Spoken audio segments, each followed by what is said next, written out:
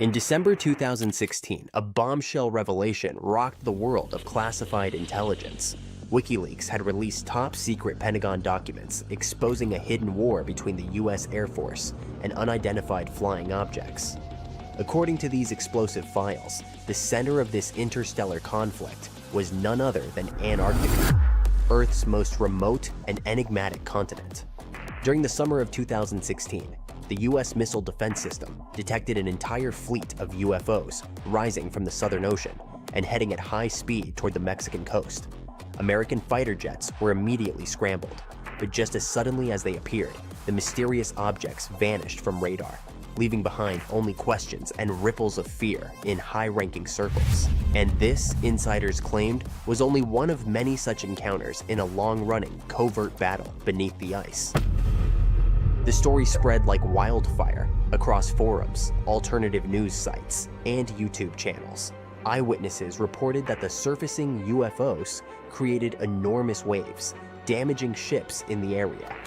Other reports spoke of alien bases discovered deep beneath Antarctic ice, with entire zones marked off-limits to the public. Some even claimed that Russian President Vladimir Putin was being briefed on secret skirmishes between US forces and non-human entities. The truth seemed ready to explode into public view. But how much of this is real? And did WikiLeaks actually publish such world-shattering documents? Since 2010, WikiLeaks has indeed released hundreds of thousands of files, diplomatic cables, military reports, and surveillance data.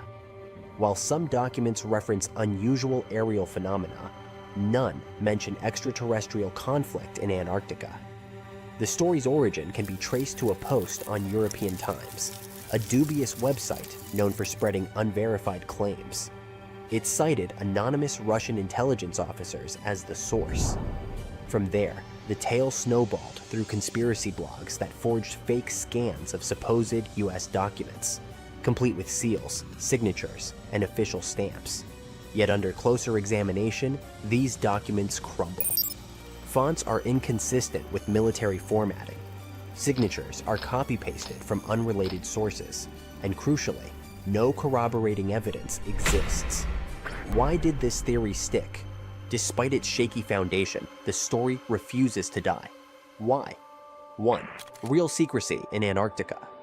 The continent is governed by strict international treaties. Military activity is restricted, creating a veil of mystery that invites speculation.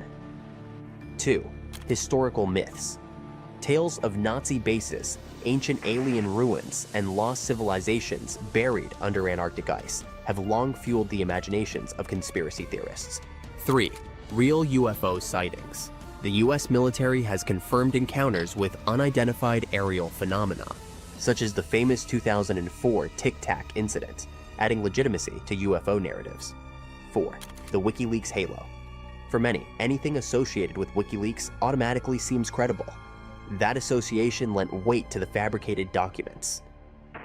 Antarctica's vast, silent expanse is a fertile ground for myth-making. From secret bases to wormholes, the continent has become a canvas for every kind of fantastical speculation.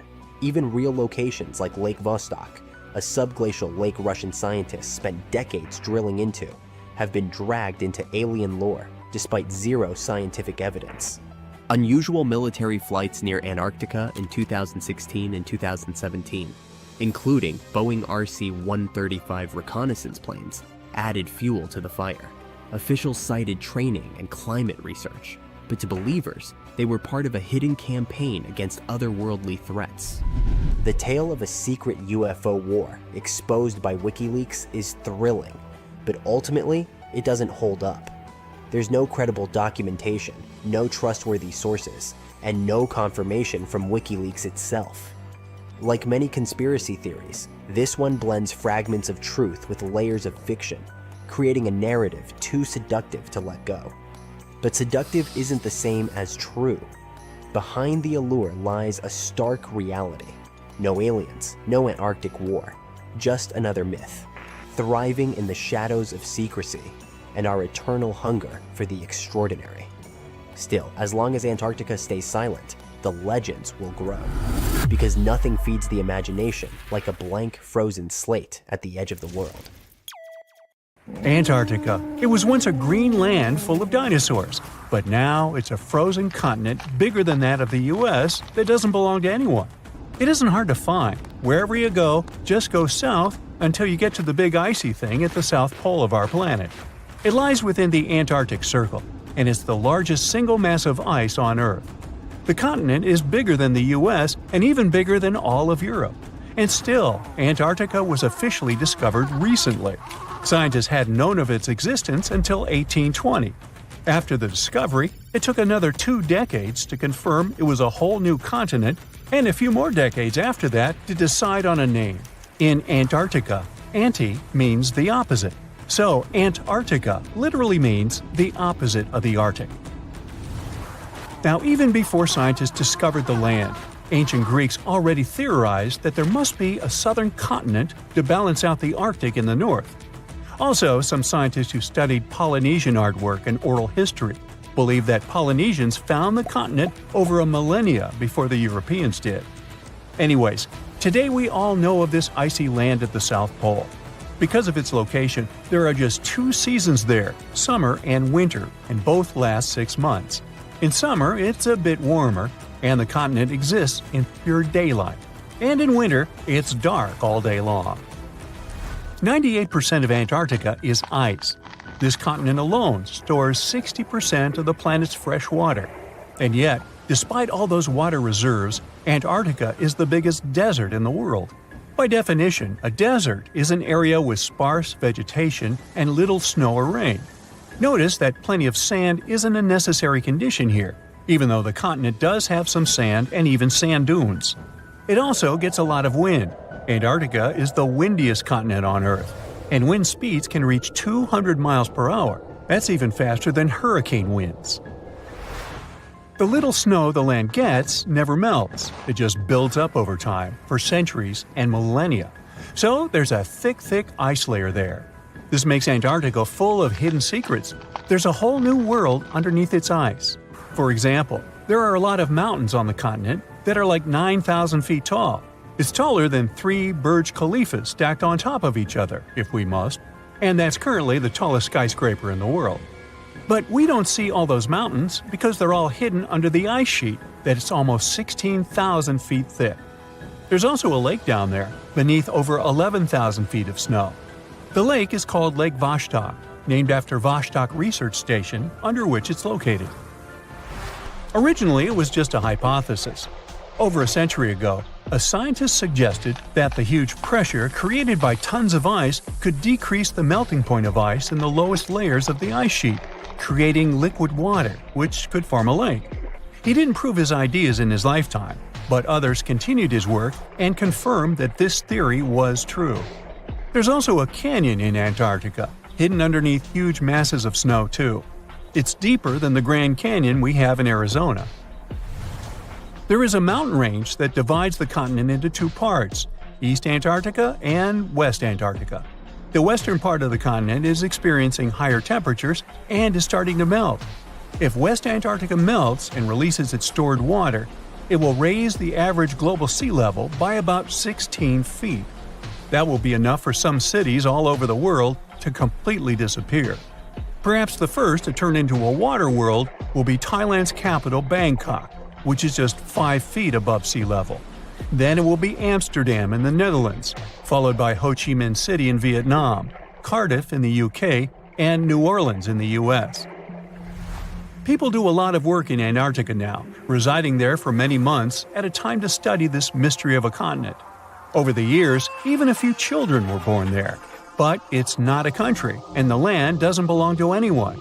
It's governed by the Antarctic Treaty System, an agreement of peaceful research and collaboration that suspends all territorial claims. It was first signed by 12 nations, and now there are 59 supporters, half of whom have decision-making powers.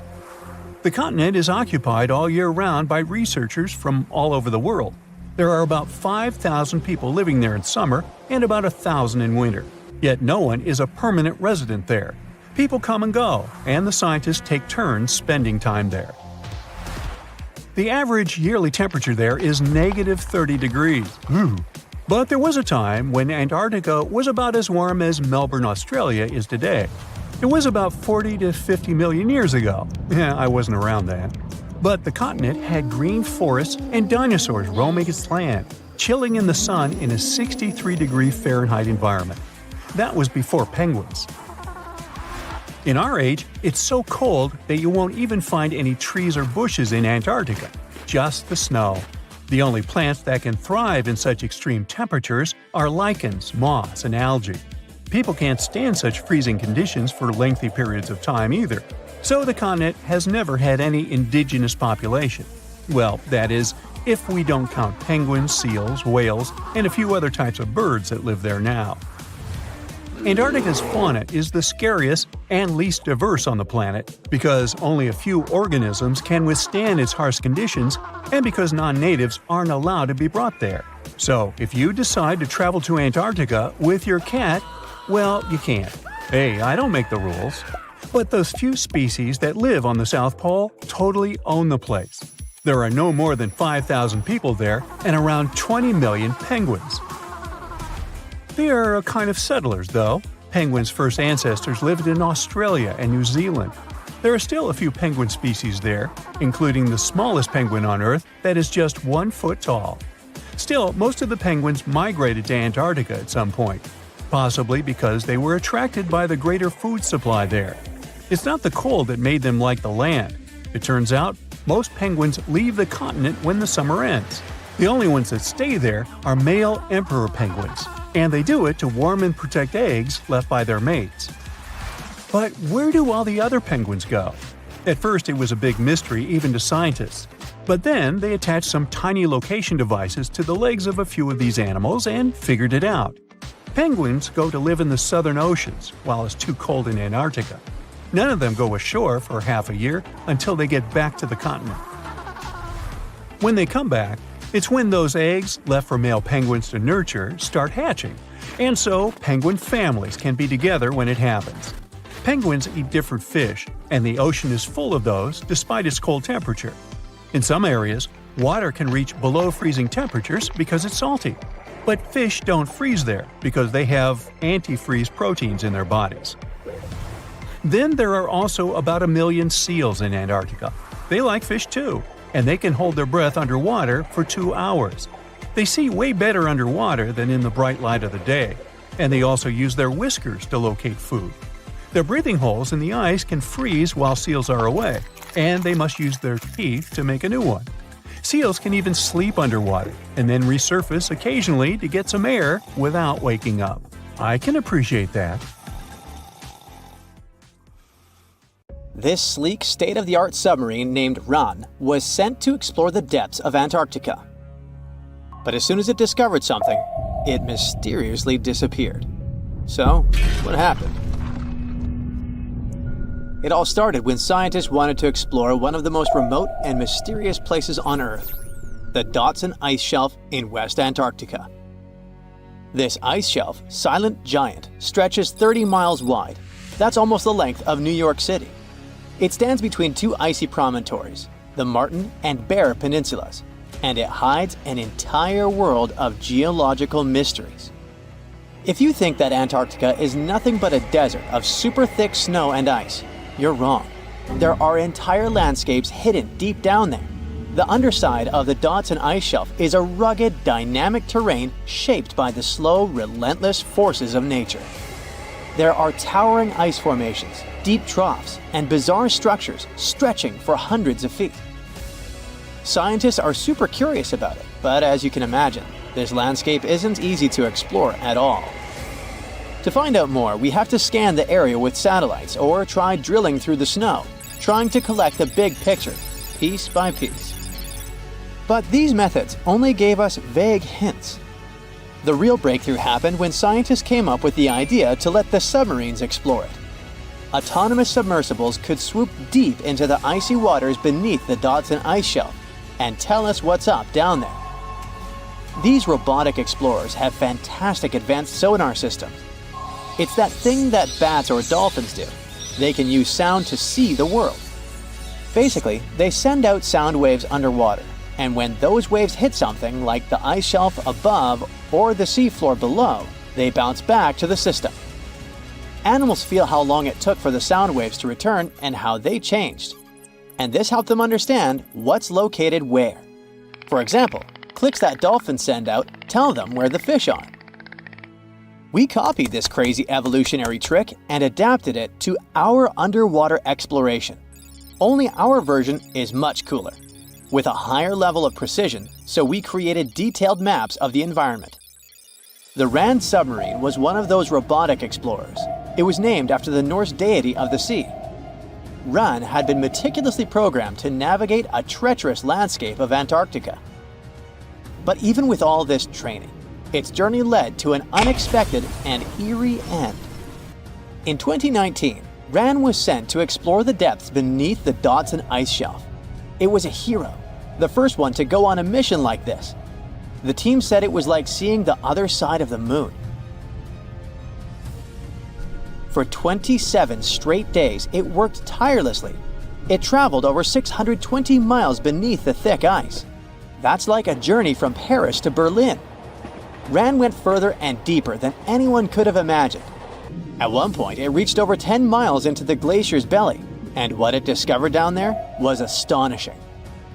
Scientists thought there would be some smooth, uniform ice surfaces, but Rand revealed an underside marked by huge cracks, ridges. There were formations that looked like sand dunes, frozen in time. And finally, it found some mysterious swirling and teardrop-shaped patterns. They all looked more like art than geology. This actually tells the story of ice shelves and the ocean around it. Warm water sneaks in under the ice and melts it from below. Sometimes it smooths the ice out, but other times it carves out these weird, uneven shapes that look like patterns and drawings. And some of these shapes are huge, over 1,300 feet long. That's about 3.5 football fields. The reason why they look like swirling doodles is because the Earth spins.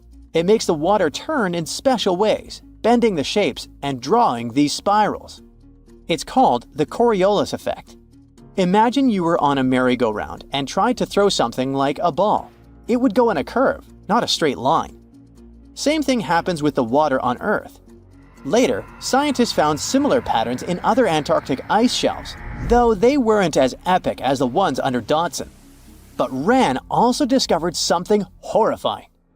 Turns out that these warm waters, aside from being great artists, are also a huge danger.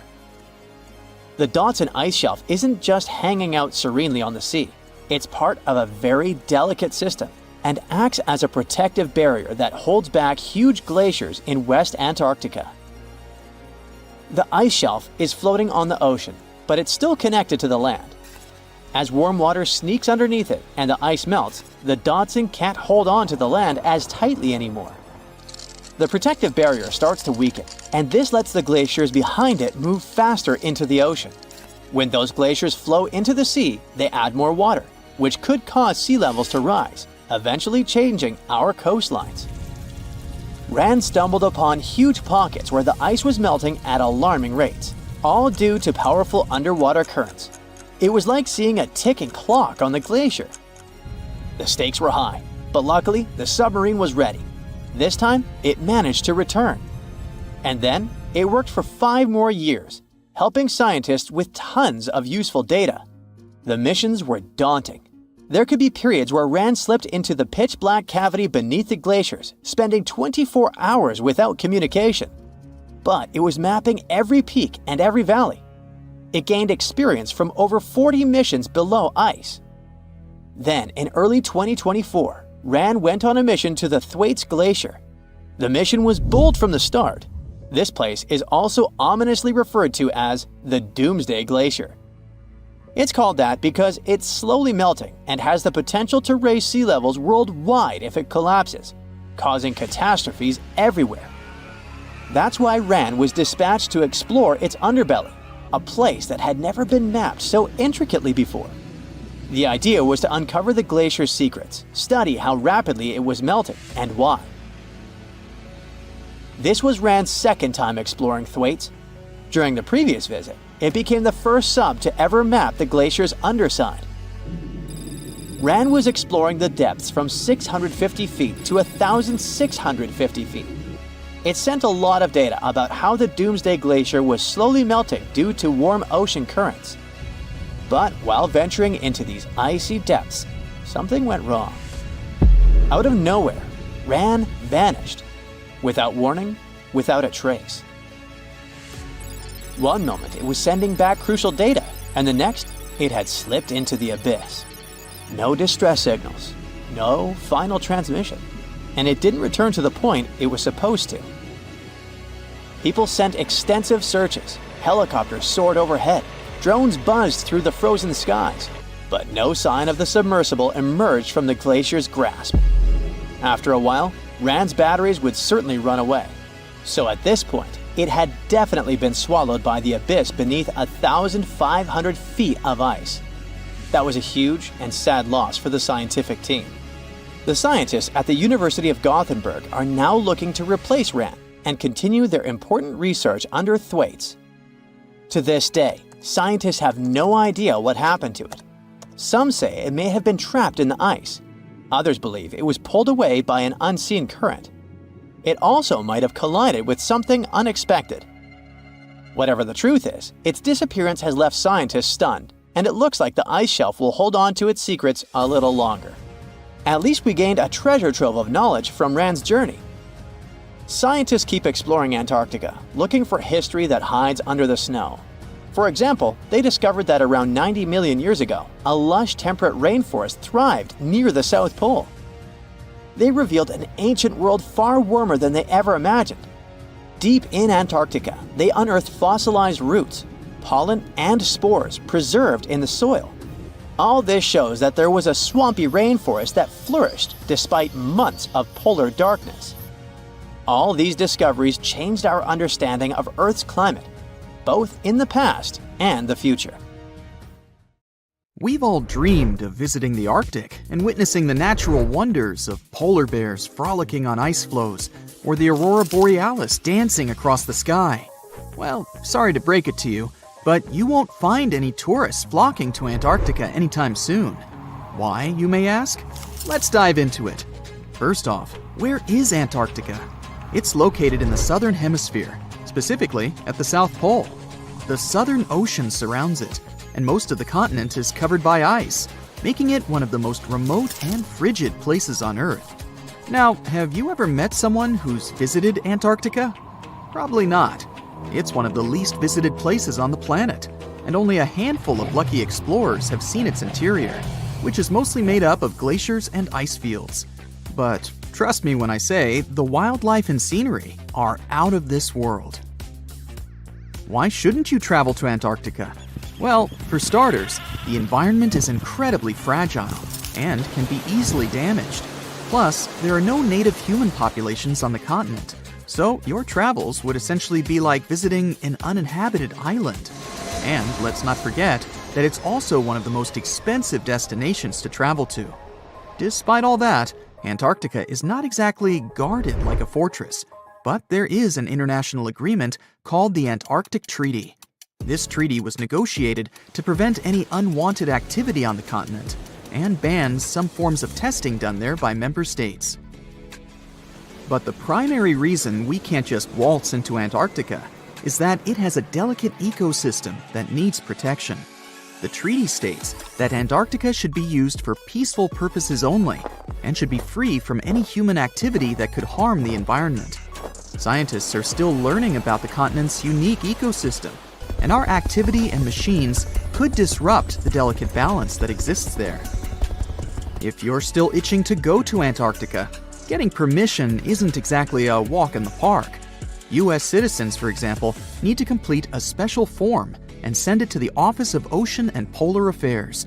And once you're there, you'll need to follow some strict guidelines to protect the environment, like not disturbing any wildlife or taking souvenirs like rocks, plants, or animals. Now, technically, can you live in Antarctica? While there are no laws banning people from living there permanently, it's a very inhospitable environment and unsuitable for human habitation. Temperatures can reach negative 76 degrees Fahrenheit and below, making it nearly impossible for anyone to survive without the proper equipment and experience. Plus, the nearest piece of land is over 1,000 miles away, making any inhabitants completely cut off from the rest of the world. Who knows? Maybe one day we'll get the chance to visit this unique and fascinating continent. But until then, let's admire it from afar. Let's now talk a bit about the discovery of Antarctica. Unlike other places that were already inhabited, Antarctica never had a native human population. Ancient Greek philosophers had an idea about the continent and called it Antarctos, meaning opposite the bear. The bears it refers to are not the polar ones though, but rather the Great and Little Bear constellations, which are only observable in the northern hemisphere. As a result, the term signifies the opposite of the land of the bear. Whaling and sealing voyages in the late 1700s and early 1800s would venture further south when rounding Cape Horn at the tip of South America. It was known that going further south often meant stronger winds, but also the risk of hitting floating ice of all sizes and of winds and seas that could prove dangerous to the ship and crew. Captain James Cook was the first to cross the Antarctic Circle on January 17, 1773, in the Ross Sea region. He reached a point further north a year later, and though he didn't sight land, he came to within 50 miles and saw deposits of rock held in icebergs, indicating that a more southerly land existed. The first sighting of Antarctica is widely acknowledged to have taken place in January of 1820, during the voyage of two ships under the command of Captain Fabian Gottlieb von Bellingshausen, as part of a 2-year exploratory expedition around the world to discover new lands. The captain's ships were the first to have crossed the Antarctic Circle since Cook. The first undisputed landing on Antarctica didn't happen until much later, on January 24, 1895, at Cape Adare during the whaling voyage of the ship Antarctic, led by Henrik Bull. A small boat with 6 or possibly 7 men on board rowed ashore during calm conditions. You might not believe it, but Antarctica is actually a desert. With all that ice, you'd think it'd be like a winter wonderland with snowball fights and hot cocoa all day long. When we think of deserts, we picture camels and cacti and people struggling to find water. But in Antarctica, it's a whole different story. The struggle isn't to find water, it's to find anything that's not covered in ice. And the average rainfall has been just over 0.4 inches in the past 30 years. That's like a few drops of rain compared to what we're used to. So technically, it's not the dunes or sizzling heat that makes a desert, well, a desert. It's the lack of precipitation.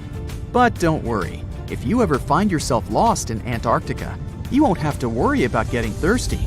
Just make sure you bring a jacket and some mittens, because it's cold enough to make you into a popsicle.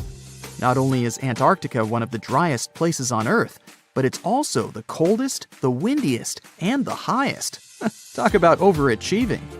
The penguins and scientists down in Antarctica have at times found themselves in a bit of a pickle when it comes to time. You see, unlike the rest of us on this big blue planet, there is no Antarctica time zone. All the lines of longitude meet at a single point at the South Pole, making it a bit of a head-scratcher when trying to figure out what time it is. Now, you might be thinking, but how do the scientists and researchers keep track of time down there? Good question. They typically stick to the time zone of the country they departed from. However, with stations from all over the world on the Antarctic Peninsula, things can get a little wacky. Imagine trying to coordinate with your neighboring countries without accidentally waking them up in the middle of the night. You might think that not much could survive in a place where the temperature is extremely cold, the sun barely shows up, and the wind could blow you away faster than a tumbleweed. Well, as in many places on Earth, life found a way in Antarctica too. Believe it or not, this frozen continent is buzzing with activity. It's home to billions of krill, which in turn attract lots of seals and more penguins than you can shake a fish at. But don't let their cute and cuddly appearance fool you. Penguins are the ultimate swimmers, with streamlined bodies that would make Olympic medal winners jealous. They come ashore to breed and chill, but their real talent is stealing pebbles from each other and forming mathematically precise huddles to stay warm. Antarctica is also home to the largest species of penguin on Earth. It's called the emperor penguin. Sure, these creatures are flightless birds, but that doesn't mean they can't jump. In fact, some of them can leap up to 120 inches. And let's not forget about the seals. With their furry bodies and special songs, these marine mammals are protected by the Antarctic Treaty, and they're thriving in the cool waters of the Southern Ocean too. But the real stars of the show are the whales. During the Antarctic summer, these huge creatures show up in droves to chow down on the abundant krill. It's indeed like a whale buffet down there. Meet Otzi, or the Iceman, a natural mummy.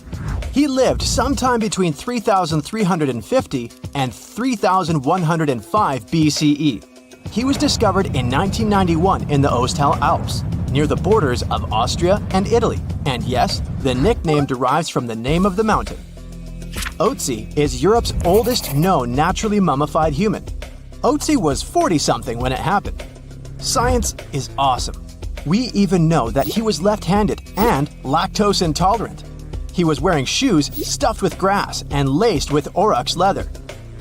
He also had a fur hat and carried a backpack with everything he needed to quickly make a fire. His body is now kept in a special room at a constant temperature of negative 21 degrees Fahrenheit. These days, Otzi is kind of a celebrity, featured in numerous documentaries and books. A decades-old mystery is solved. In 1942, Marceline and Francine Dumoulin left their home in southwestern Switzerland to get some food, but they never returned. No one knew what had happened to them. A ski resort worker solved the mystery 75 years later. He found two people dressed in 1940s fashion in ice. DNA tests revealed that they were the exact married couple.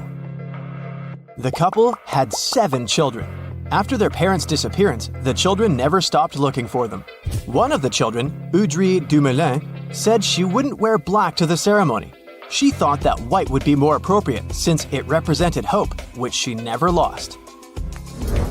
I'll take you back to 2016, an ordinary summer day. A gold miner was traveling in search of gold in Canada. He spotted something in the melting ice. He got closer.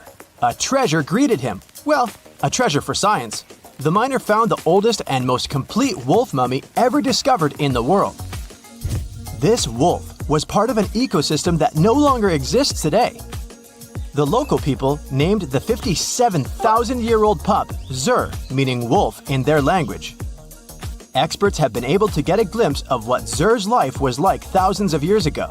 They've discovered that she mainly ate fish and other seafood instead of large mammals. Previously, scientists assumed that Yukon wolves mainly fed on bison or musk oxen during the Ice Age. You're hiking Mont Blanc in the French Alps.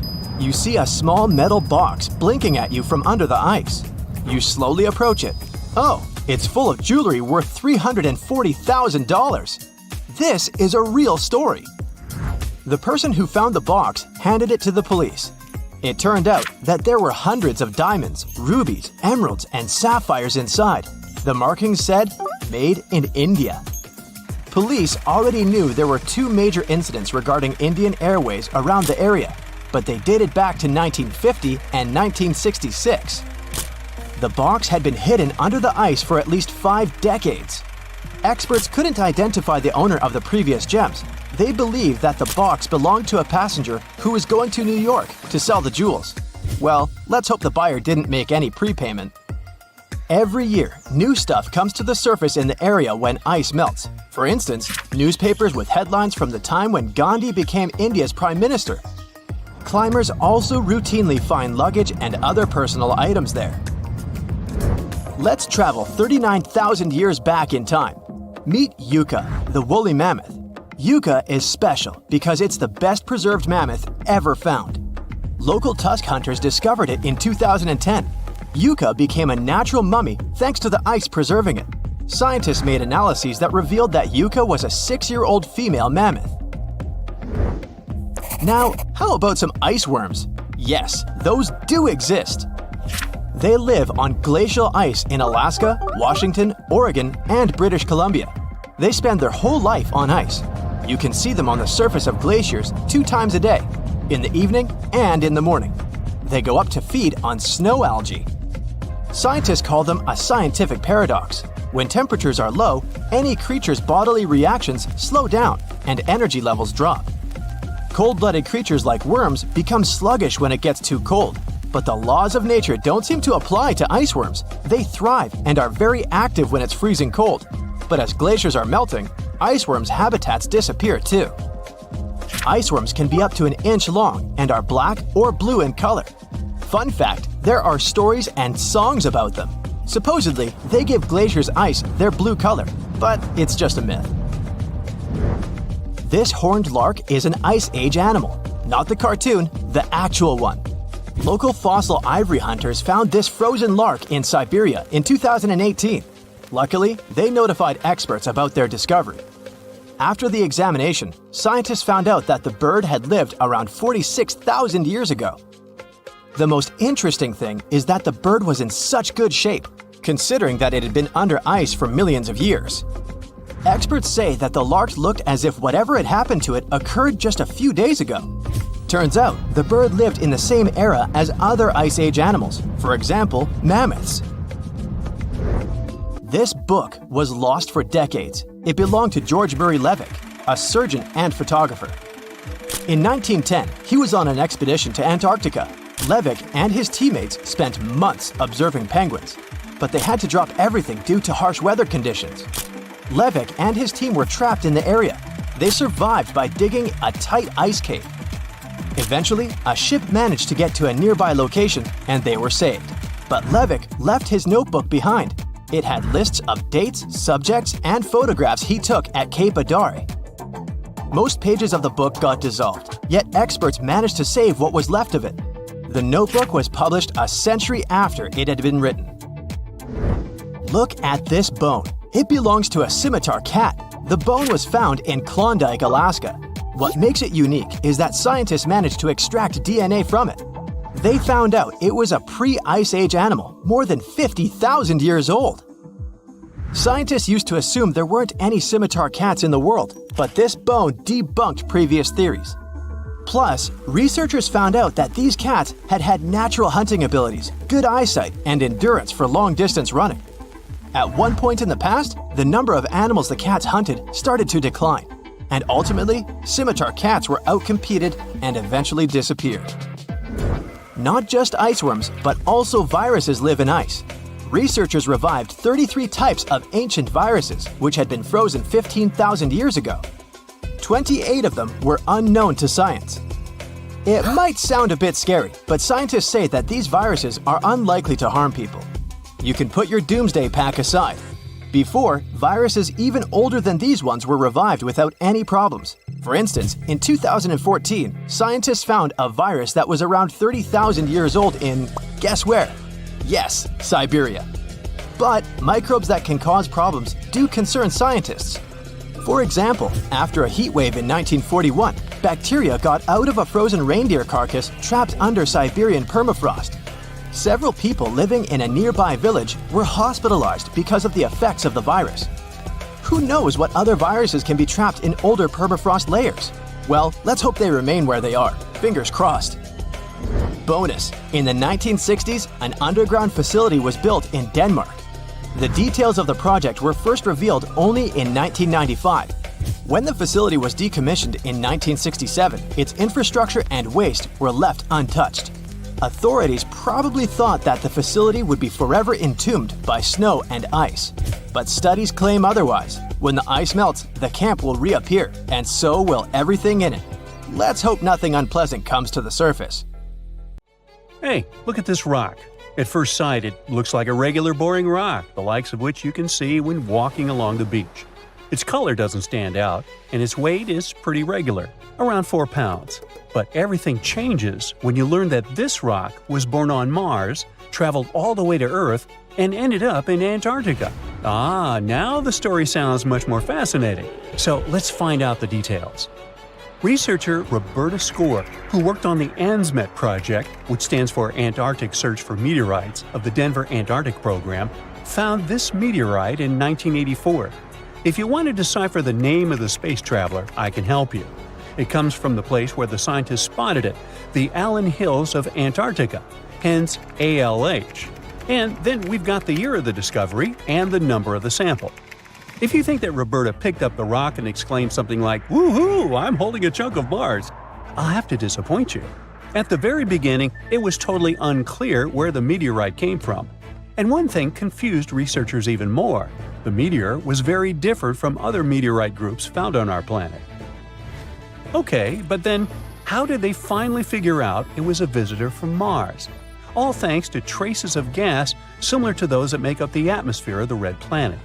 We learned about its composition thanks to the brave Viking lander that carried out the necessary analysis in situ in 1976. Anyway, back to our rocky discovery. It's actually very special, and not only because the rock arrived from far, far away. Among those several thousand meteorites found on Earth, just around 100 have likely come from Mars. And even so, our guy is different from them and seems to be part of a separate group. So let's go into the past and follow the life story of this cosmic traveler. It most likely formed around 4 billion years ago on its home red planet. One day, which wasn't very different from others, turned out to be life-changing for this peaceful rock.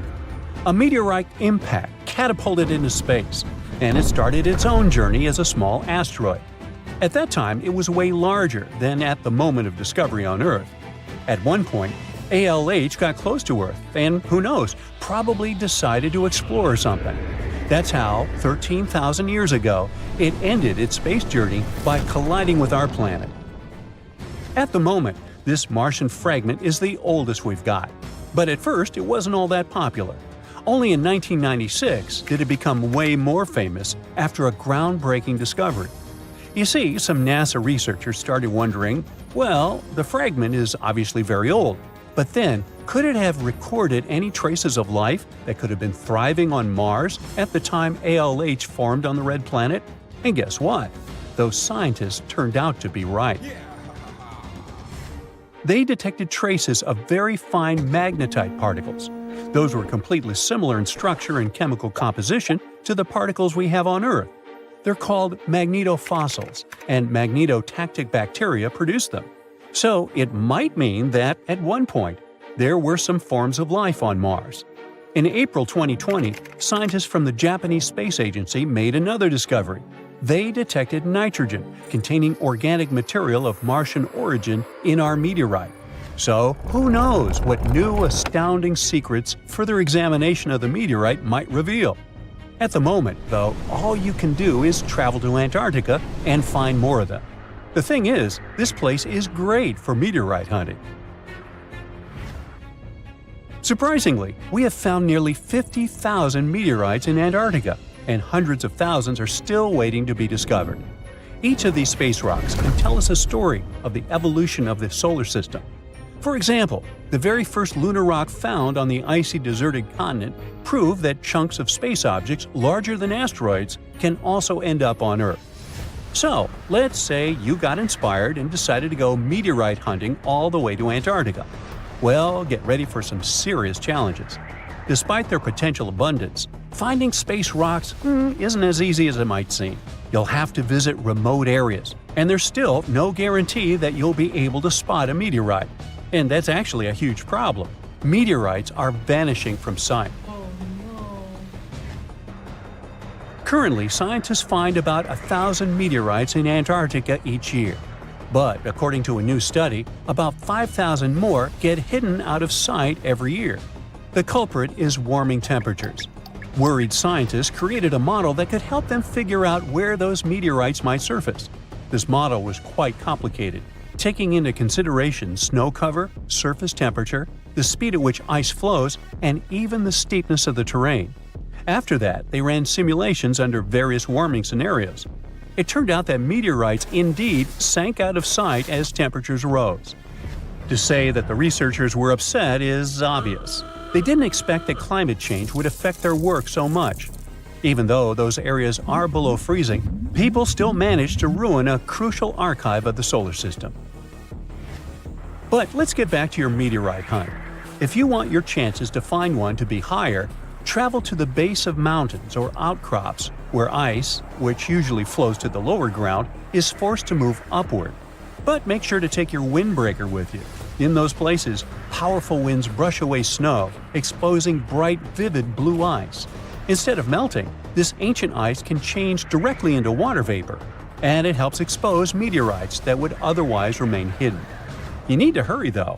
Meteorites at the surface disappear quickly. Even when temperatures are well below freezing, the rocks can still absorb some of the sun's heat and melt the ice.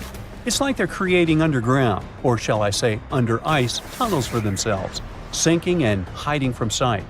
Sometime later, refreezing closes the entrance to those tunnels, effectively trapping meteorites inside, tucked out of sight.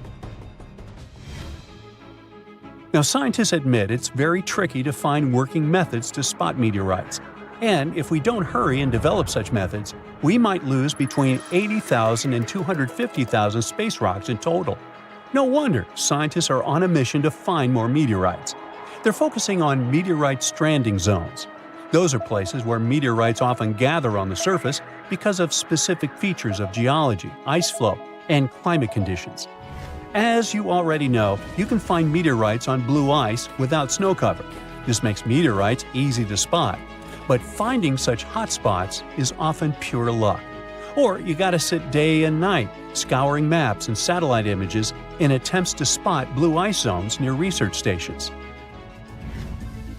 Let me introduce Veronica Tolinov, a glaciologist, and her team. They've taken things to the next level by developing a smart Antarctic-wide map.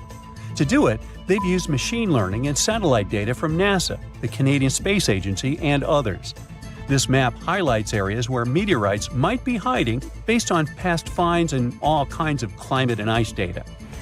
Apparently, the best places to find meteorites are along the edges of the continent and near mountains with blue ice. Unfortunately, it's not just the blue ice that matters. The temperature and speed of the ice flow are also super important. For example, if the ice flows too quickly, meteorites get swept away before they can accumulate. So, if you want to find a meteorite, you have to wait for very precise conditions. The surface temperature has to stay below 16 degrees Fahrenheit almost all the time. Otherwise, meteorites sink. You can start with the Allen Hills region. Yup, that's where our ALH friend was discovered. This area is kind of a meteorite gold mine with more than 1,000 finds. But there are even more promising places, like the Fimbulheimen Mountains, and no one has searched there yet. You might be the first. In any case, with this new map, researchers developed a where-to-go index that ranks the best meteorite hunting spots, making future field trips much more targeted. And with plenty of blue ice regions still unexplored, there are tons of meteorites just waiting to be found. So, what are you waiting for? Consider Lake Enigma. What a fitting name! It's already strange enough because it's not even supposed to exist. But now, we stumbled upon actual life deep beneath it. And this just might help NASA in their search for life in outer space. The lake lies deep in the icy heart of Antarctica, so it's not really a water pool like we're used to, more like a lake-like block of ice, or so we thought. Just recently, Italian scientists discovered a secret that had been buried for ages, an actual body of water. And in this water, life is thriving. Various microorganisms, and even some weird little hunters. Which is super weird, since Enigma sits in a remote and harsh corner of our planet, the northern Victoria Land in Antarctica. The entire South Pole is cold, but in this place, temperatures can plummet to a horrifying minus 41 degrees Fahrenheit, though on average it's around 7. Chilly.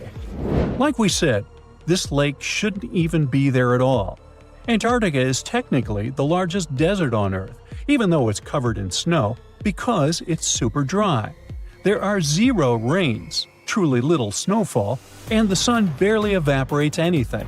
And even if there is some water, the insane winds make sure to dry everything out super quickly. Putting on our thinking caps, this lake should lose an unimaginable 7 million cubic feet of water every year. Yet, the water remains. Why? No one knows. Scientists say there could be something deep underground that refills it constantly. They just have no idea what that might be. Maybe deep underground rivers, melting ice, or something else entirely. But hence the name, the Enigma Lake. The block of ice we mentioned is permanent and super thick, at least 36 feet of it, and that's higher than a 3-story building. So researchers decided to check out if there's anything beneath it. They used a so-called ground-penetrating radar, a super smart echo detector for the ground. This radar sends invisible radio waves into the Earth. When they hit something underground, like rocks, water, or anything else, they bounce back to the device. By measuring how long it takes for the signal to return and how strong they are, we can determine the distance and what exactly the radar hit. That's how animals like bats, whales, and dolphins can see underwater. And we humans stole this cool nature idea to research buried structures and hidden caves. Scientists used this device all over the Enigma surface. This way, they were able to create an entire map of this under-ice world beneath. The water itself wasn't surprising. It's the unique ecosystem in it that shocked them. Unfortunately, no secret monsters or extraterrestrial secrets this time. But there are microorganisms there that may not exist anywhere else on Earth. Somehow, these creatures have managed to survive in complete isolation and extreme cold. It's not that we don't know these microorganisms, we've met them before, just not exactly like this. There are a couple groups hanging out down there. The first one is Bacteroidota. They love breaking down complex molecules, especially in your stomach, and help digest tough plant fibers. They mostly hang out inside us, but in the outside world, we might occasionally find them in soils and oceans. Then Actinobacteriota, genius chemists among bacteria. They decompose organic materials and help the soil get healthier. They're also famous for producing antibiotics, so we owe a lot of our medicine to them. The third one is Pseudomonadota. These guys weren't a surprise. They're crazy adaptable. They can thrive pretty much anywhere, from soil to water to the human body. Some of them are good, helping plants grow and in nutrient cycles, but others can be opportunistic pathogens. Ooh, bad guys. But what is actually a surprise is that Lake Enigma has tons of passibacteria. They're ultra small even for microorganisms and can barely do anything themselves. So they prefer to live in symbiosis or be little parasites, relying on their hosts for nutrients and other necessities. All these little chompers might be ancient. They could be remnants of a time before the lake froze over completely, which is hundreds of thousands of years ago. It's simply weird to encounter these bacteria in the Enigma Lake, especially the little parasites. Passibacteria usually love low-oxygen environments, but this lake is very oxygen-rich, not even mentioning an almost 40 feet of ice above. So all this means that even though we know who these guys are, this specific species might be new to us. They could have evolved with some unique adaptations and abilities using the lake's unusual chemistry. They probably rely on a super simple and delicate food web.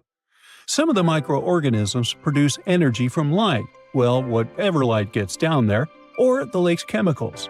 The symbiosis guys most likely survive by living on or inside their neighbors. Yep, these microscopic creatures hunt each other. Nope, things can't be peaceful even in a place like that. If we find out what their secret to survival is, we might learn more about chemistry, medicine, and even extraterrestrial life. Because if life can endure such extreme conditions, then it can probably appear pretty much anywhere, including our closest neighbors, Europa or Enceladus, the moons of Jupiter and Saturn. They definitely hide oceans beneath their frozen surfaces, and now there's a very high chance there might be some life there. Antarctica must be the closest thing we have to extraterrestrial exploration before we actually land on other planets. It's full of hidden mysteries and surprising creatures. Even outside of Lake Enigma, the South Pole harbors life. Just take the McMurdo Dry Valleys, which are often referred to as Earthly Mars. These are among the most mysterious and extreme places on our planet. They're stretching across Victoria Land in Antarctica, and this is one of the driest places on Earth. Makes sense if you remember the name. Surprisingly, unlike other parts of the South Pole, this land is almost entirely devoid of snow and ice, just lots of super cold ground. There might even be some sand dunes nestled here and there between the rugged mountains. The ground is mostly covered in loose gravel, scattered with ancient rocks made of granite, and something interesting called gneiss, just spelled differently. It's the type of rock that's been through a lot, literally. It's usually born when granite and sedimentary rocks have to endure insane pressure or horrifying heat for a while, a process called metamorphism. These conditions are so intense that they literally rearrange the minerals into layers. That's why gneiss has such beautiful foliated looks. It's the planet's version of baking a layered cake. It's amazing because this place is almost exactly the way it was millions of years ago. These valleys are frozen in time, and they give us a little glimpse into Earth's distant past. And that includes life. Once again, local winds are absolutely terrifying gusts of cold air racing downhill, and they evaporate snow faster than it can even melt. So, logically, you shouldn't find much water here, not even mentioning life. But somehow, you can still stumble across frozen lakes and saline ponds in the dry valleys. And local life stretches all reason and our understanding of biology. It exists inside the rocks themselves. Microorganisms are hidden in slightly moist cracks and crevices. Deep inside, there's endolithic bacteria. These guys are super chill. Instead of moving around like other microorganisms, they always stay put inside their little rocky homes. How do they survive? Through photosynthesis. Just like plants, they take teeny tiny parts of light that gets in crevices and acts like little solar panels, getting energy from the sun. Meanwhile, in another place, beneath the Taylor Glacier, there's bacteria that literally doesn't eat anything. Not comfort, not sunlight, not even oxygen. These guys rely on a diet of dusty rocks and sulfur to fuel their weird metabolisms. By breaking down sulfur and iron, they get energy to sustain themselves. This way, they easily survive in deep seas at sub-freezing temperatures, completely cut off from sunlight, oxygen, and the world itself. This place is fascinating for both its life and the lack of it. In some parts of the valleys, like University Valley, yes, that's what it's called, the permafrost is so harsh that no microbes were found at all. This might be one of the only places on Earth where life appears to be completely absent, a quite scary idea. Anyway, now scientists are thinking about learning more about Lake Enigma and drilling this Mars-like environment, exactly for that reason, to see how we could get samples from Mars in the future. So, there's a mysterious doorway in the middle of Antarctica. Some people think it's Bigfoot's vacation home, or a shuttlecraft from Star Trek, or maybe a door to Agartha, a mythical kingdom some people believe is located in the center of the Earth. Well, the scientists debunked all these poetic theories and explained that what looks like a mysterious doorway is located in an area of fast sea ice. It's offshore of the coast and is full of little islands with shallow water around them. When ice flows around hard rocks hidden underneath, it can create patterns that look odd but are totally normal. In this spot, the ice is thin, so the rocks underneath have a big effect on how the ice moves. The cold winds in Antarctica also shape the ice and snow and make it look like they're lines and shapes. So, the mysterious doorway is just a rocky ridge poking out because the ice has melted a little. The top of the doorway is the tip of the rock, and the sides are snowy trails left by strong winds blowing in the same direction. It's essentially an iceberg that got stranded and is melting in one place. One YouTuber found another out-of-place mysterious object more than 150 miles off the shore of Antarctica, a 400-foot-long ice ship. The internet went wild with theories like that the ship must have ended up there right from the Bermuda Triangle. But there was no scientific proof that it was a ship and not just a large chunk of ice. And once some other internet users revisited the place, they noticed the ice melted in the summer and the hypothetical ship was gone. Another mysterious Google Maps find in Antarctica was a pyramid. And before you make up an exciting theory about how the ancient Egyptians built a secret base here, I have to tell you it turned out to be just a mountain. It's part of the tallest mountain range in Antarctica that stretches for almost 250 miles. It's not the first pyramid on this continent, as explorers from the British Antarctic Expedition found another unusually shaped mountain and nicknamed it the Pyramid. But this one didn't even have a pyramid shape. Here's one Antarctic find that definitely won't disappoint you: a giant ice shelf that reminded scientists of the Grand Canyon. A special submarine robot named RAN covered over 600 miles under the thick ice and brought back some amazing footage of icy mountains, valleys, flat plateaus, and swirly patterns made entirely of ice. One of the strangest things RAN found was giant bowl-shaped holes, or scoops, in the ice. Sadly, scientists lost track of the robot. They think that curious Wendell seals may have accidentally bumped into RAN and caused it to get stuck. To save energy, RAN probably shut itself down, and the scientists couldn't find it again. But the team is hoping to build a new robot and continue exploring this icy canyon to see how the patterns under the ice might change over the years. Another huge Antarctic canyon was found thanks to bad weather. A team of sound experts had to pause their work at the Casey Research Station in a storm. Instead of waiting around, they decided to use the unexpected free time to map the seafloor near Adams Glacier. And that's how they found a canyon that is almost 7,000 feet deep, almost 30,000 feet wide, and stretches over 28 miles away from the glacier. During the mapping, they discovered just part of the canyon before they had to go back to the research station. But when bad weather came in again, the ship went back and mapped more of the canyon. They were working in waves up to 13 feet high and super powerful winds, but they managed to get about 15 hours of data to complete their map. On the way back to Australia, they stopped one last time, and now they've got a full picture of the canyon. Studying it is helping scientists learn more about the history of glaciers and the interaction between the Antarctic ice sheet and the ocean. Now, there's a frozen lake in Antarctica called Lake Enigma. For a long time, people thought the lake was completely frozen solid. But during one expedition, researchers found that under the thick ice, there was a layer of liquid water about 40 feet deep. To learn more, they drilled through the ice and sent down a camera to explore what was hiding in the lake's depths. The lake's water, which they think comes from the nearby Amorphous Glacier through a secret underground pathway, was filled with strange microbial life. These tiny microbes lived in mats that covered the lake bed. Some of the mats were thin and spiky, and others looked like crumpled carpets, or even small tree-like shapes that grew up to 16 inches.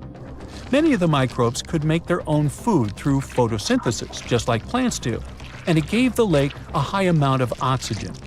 One of the coolest discoveries was a type of microbe which usually lives in low-oxygen places. Lake Enigma might be similar to environments on icy moons like Europa or Enceladus, so it could mean that these moons also have hidden water under their ice and possibly microbial life too. One more mind-boggling discovery from Antarctica is tiny pieces of amber in mudstone, found here for the very first time. It took scientists years of studying incredibly well-preserved fossilized roots, pollen, and spores that they found back in 2017. Amber proves that resin-producing trees once grew in Antarctica, part of a lush rainforest that existed near the South Pole during the mid-Cretaceous period. Back then, disclaimer, I wasn't around then, the trees would have had to survive through months of darkness during the long Antarctic winters. Scientists believe they adapted by going dormant for a long time. The amber pieces the scientists found are tiny, but they are beautiful shades of yellow and orange with bumpy surfaces that show how the resin flowed out of the trees. This resin likely leaked out to protect the trees from insects. It was preserved because water quickly covered it and kept it safe from sunlight and air. A scientist was browsing through satellite images for brown trails of penguin waste and found 4 new colonies of emperor penguins at the base of the globe. These new colonies likely have been around for years, though 3 of them are rather small, with fewer than 1,000 breeding penguins each. One of the new colonies was found close to a place called the Lazarev Ice Shelf, where there used to be a larger penguin colony. They thought this colony went extinct in 2019, but it seems the penguins have just moved a bit because of changing sea ice conditions. So studying them can help us learn more about how emperor penguins adapt to changes in the environment. Now, there used to be a giant river system in Antarctica 40 million years ago. Researchers found proof of it after studying soft sediments and hard rocks from the frozen seabed. They looked at tiny bits of radioactive elements, like uranium and lead, and learned that the deeper dirt came from the time of dinosaurs. The dirt closer to the surface was younger and had an interesting pattern, like the kind you see in river deltas today, such as in the Mississippi River or Rio Grande. Scientists found tiny signs of life in the sand. The river that once flowed here started in the Trans-Antarctic Mountains and traveled 930 miles before it reached the sea. Researchers kept studying newer layers of dirt from about 20 million years ago. They hope this will help them predict what the Earth's weather patterns might be like in the future. Antarctica wasn't always a frozen wasteland. A long time ago, it was full of life, and 56 million years ago, something terrifying stalked its jungles. A giant, flesh-eating bird. It was around 6 feet tall and weighed as much as a lion. For millions of years, nothing could challenge it, so why did it disappear? And could there be even bigger predators still hidden beneath the ice? Paleontologists found 2 massive claw bones in Antarctica, sharp, curved, and powerful, belonging to this bird. They were dug up from the Epresian-aged rocks of Seymour Island, which means they're around 40 to 50 million years old. Their shape left no doubt. These were the so-called terror birds. Their scientific name is Forus raceti, some of the most fearsome predators to ever walk the Earth. They were flightless and didn't even need wings. Instead, they could sprint at breakneck speeds, like ostriches from a nightmare. For millions of years, these birds ruled South America. But now, for the first time, their presence has been confirmed in Antarctica. No surprise here. Back then, South America and Antarctica were still connected, allowing animals to easily commute between continents. So these birds probably migrated south to adapt to life on Antarctica's prehistoric landmass. It didn't just survive here, it thrived. But at some point, this nightmare of an animal vanished. Why? Most likely because of the temperature changes. Antarctica was cooling, slowly turning into the frozen wasteland we know today. Its prey may have declined, leaving the predator without enough food. Eventually, it disappeared, leaving no descendants behind. Researchers hope that they'll find a complete skeleton eventually. They're also wondering where there might be even bigger species waiting to be discovered. Perhaps these birds evolved into a completely new Antarctic lineage. But for now, all we have are 2 giant, creepy claws. People often think that there are almost no animals or plants in Antarctica. But that's not true at all. Penguins waddle around, and forget the cute tiny ones. Antarctica used to have 6-foot-tall monsters. The emperor penguins are the largest penguin species alive today. They can dive over 1,800 feet deep and hold their breath for over 20 minutes. There were giant ancient penguins around 38 million years ago. They were the size of humans. Fossils show they had long, sharp beaks, making them terrifying hunters of fish and squid. The fish there are also absolutely fascinating.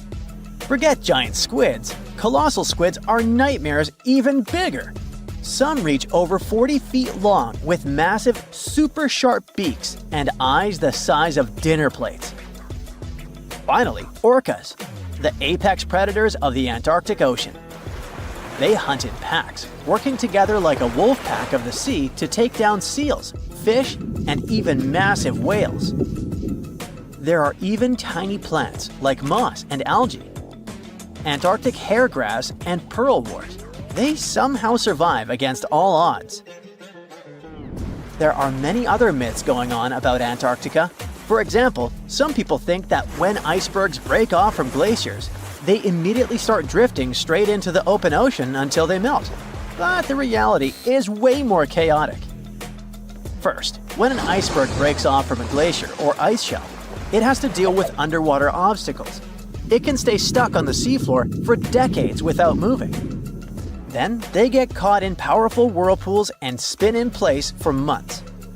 One iceberg, a 23A, spent nearly 40 years frozen in place before finally breaking free, only to get caught in a swirling ocean vortex for another 8 months. After that, their paths are influenced by ocean currents, tides, winds, and even underwater topography. They don't just float freely. Their movements are full of literal, unexpected twists. And speaking of glaciers, another strange rumor is that some humans can't travel more than 311 miles inland in Antarctica because of an impassable ice wall, freezing jet fuel, deadly winds, and no oxygen. But this is completely false. Antarctica has been explored by planes, vehicles, and even scientists on foot. There's an entire research station sitting at the South Pole. People live there all year long. The ice wall is real, a massive ice cliff rising above the ocean. But that isn't some secret barrier, it's an ice shelf. These are thick slabs of ice that form when glaciers slowly flow off the land and spread over the ocean. Almost 3/4 of Antarctica's coastline is made up of them, but they don't form some giant ring around the world. Antarctica is one of the most extreme places on Earth, but we've conquered its challenges, and we keep learning more about it every year. That's why every year, millions of dollars are poured into keeping research stations running, protecting wildlife, and making sure the people who live there have everything they need. But where does all this money go? Well, Antarctica stations are basically small cities.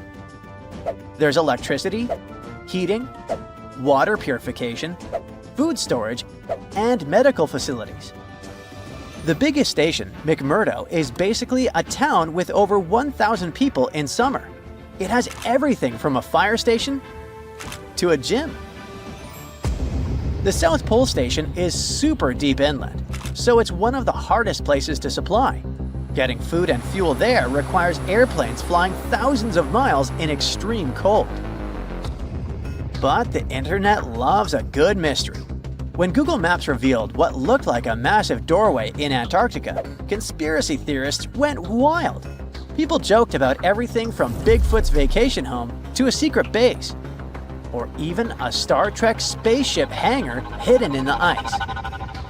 But there's a way simpler and less exciting explanation. It's actually a grounded iceberg, a chunk of ice that got stuck in shallow water and is now slowly melting. As ice moves across the landscape, it flows around bumps and obstacles, creating odd shapes. The process of melting, breaking apart, and refreezing can carve ice into unexpected forms. Antarctica also has incredibly strong downward-blowing winds that sculpt ice into dramatic formations over time. No secret doorway, unfortunately. And speaking of doors, for years, Ushuaia, Argentina, has been called the gateway to Antarctica, the last stop before the icy continent, the place where expeditions begin. But there's another option. Punta Arenas, Chile. Let's compare them. Ushuaia is closer to Antarctica. It's the top departure point for tourists going on cruises. But no regular flights to Antarctica. No major scientific bases operating from here. It's basically controlled by the military, which refuses to allow private flights, only commercially operated ships. Yes, Punta Arenas is further from Antarctica, but 22 countries and global organizations use it as their main base.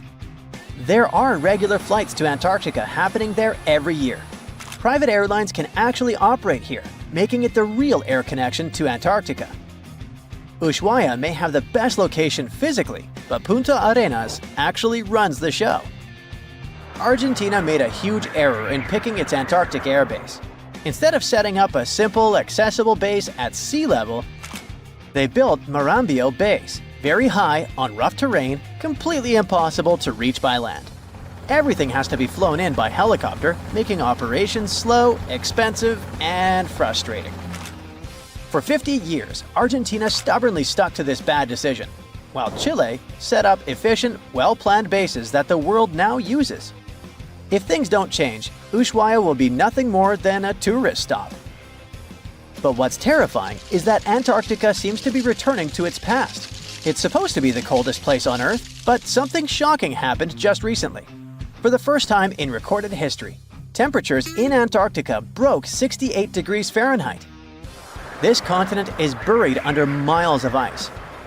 Usually, temperatures there can drop to minus 112 degrees. But in the winter of 2020, scientists recorded an insane 69 degrees on Seymour Island, hotter than many places in Europe at that time. Scientists believe there are several reasons for that. First, there are changes in the way heat moves around the planet's waters. Second, melting permafrost due to the planet warming.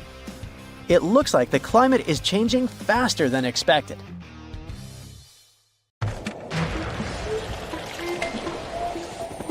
There's not much to do in Antarctica except scientific work.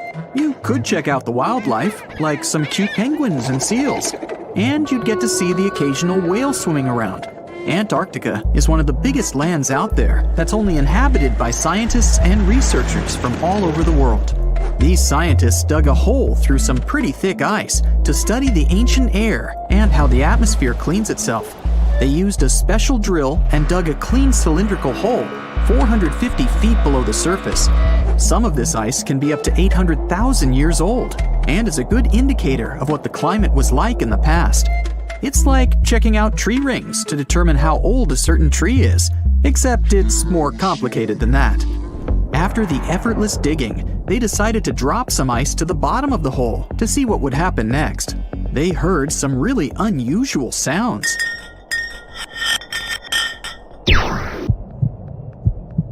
It felt like being on a spaceship traveling through a bunch of obstacles with many rocks smashing into each other. The pitches changed over the quick descent of the block of ice, ranging from high pitch and ending with a low heartbeat-like sound. The scientists were puzzled when they first heard this and dropped some more ice, only to find out that the same type of sounds were being produced, just in different variations. They couldn't tell what was down there, and, more importantly, why these kinds of sounds were produced. Antarctica boasts quite a few volcanoes, many of which are under super thick sheets of ice. Scientists discovered 91 volcanoes and claimed there could be more, potentially making it the most extensive volcanic region in the world. While they were doing regular scientific research, they came across many unmistakable large cone-shaped figures underground. Some were as deep as 2 miles in the ice. Some of the peaks were over 3,000 feet tall and dozens of miles across. But on the surface, it's as plain as a sheet of paper. They may have dropped that block of ice inside an actual volcano that they were standing on, but it's unlikely. Even though the underground volcano presence was discovered by accident, there's a small chance they were actually standing on one where they had their workstation set up. It's more likely that they worked in an area where studying ancient climates is easier and less dangerous than other places. They collect ice samples and study them in a lab. It's like discovering a prehistoric insect embedded in amber millions of years ago when dinosaurs used to roam the land. But instead of little bugs, scientists study ancient dust, air bubbles, sea salts, volcanic ash, and anything else that may have come from the environment. They can practically tell how the climate was during that time. These ice samples might show that Antarctica's western ice sheet melted when the Earth's climate warmed up. If it did, then it's likely to happen again. That would mean sea levels rising, affecting coastal cities and small remote islands. But scientists aren't sure it's true, despite some evidence to back it up. The process of studying ice samples can take a week or even a year, depending on what they find. They crush or melt the sample bit by bit. And like those tree rings, the deeper the layer, the further we go back in time. In order to study ancient bubbles trapped in ice, researchers have to crush the samples under a vacuum hood to keep the air out while extracting the air and putting it in vials. There are various instruments and devices to study the ice samples, but because it's so sensitive to damage, each measurement must be in a clean room setting so that nothing gets compromised. The scientists have to wear proper bodysuits and many layers of gloves and constantly get ventilated. Even something as tiny and insignificant as a fingerprint can ruin a sample. They look for certain patterns to see changes in the atmosphere's composition and temperature. But dropping a few blocks of ice down a hole wouldn't be so bad. The reason why it made such a peculiar sound is the same reason why a moving car sounds different when it's honking than when it's stationary. The scientific word for it is the Doppler effect. It's an obvious change in the frequency of a wave with respect to an observer who is moving relative to the wave source. The effect doesn't mean the frequency of the sound changes, it just shifts. And this can be said about other types of waves, like water and light. But sound waves are the most popular ones when it comes to the Doppler effect. So, when the scientists dropped the ice block down the bottom of the hole, the sound waves traveled back up and bounced around the narrow tube where they drilled. That's why they got the pew pew sound. Let's not forget that this ice block traveled 450 feet beneath us.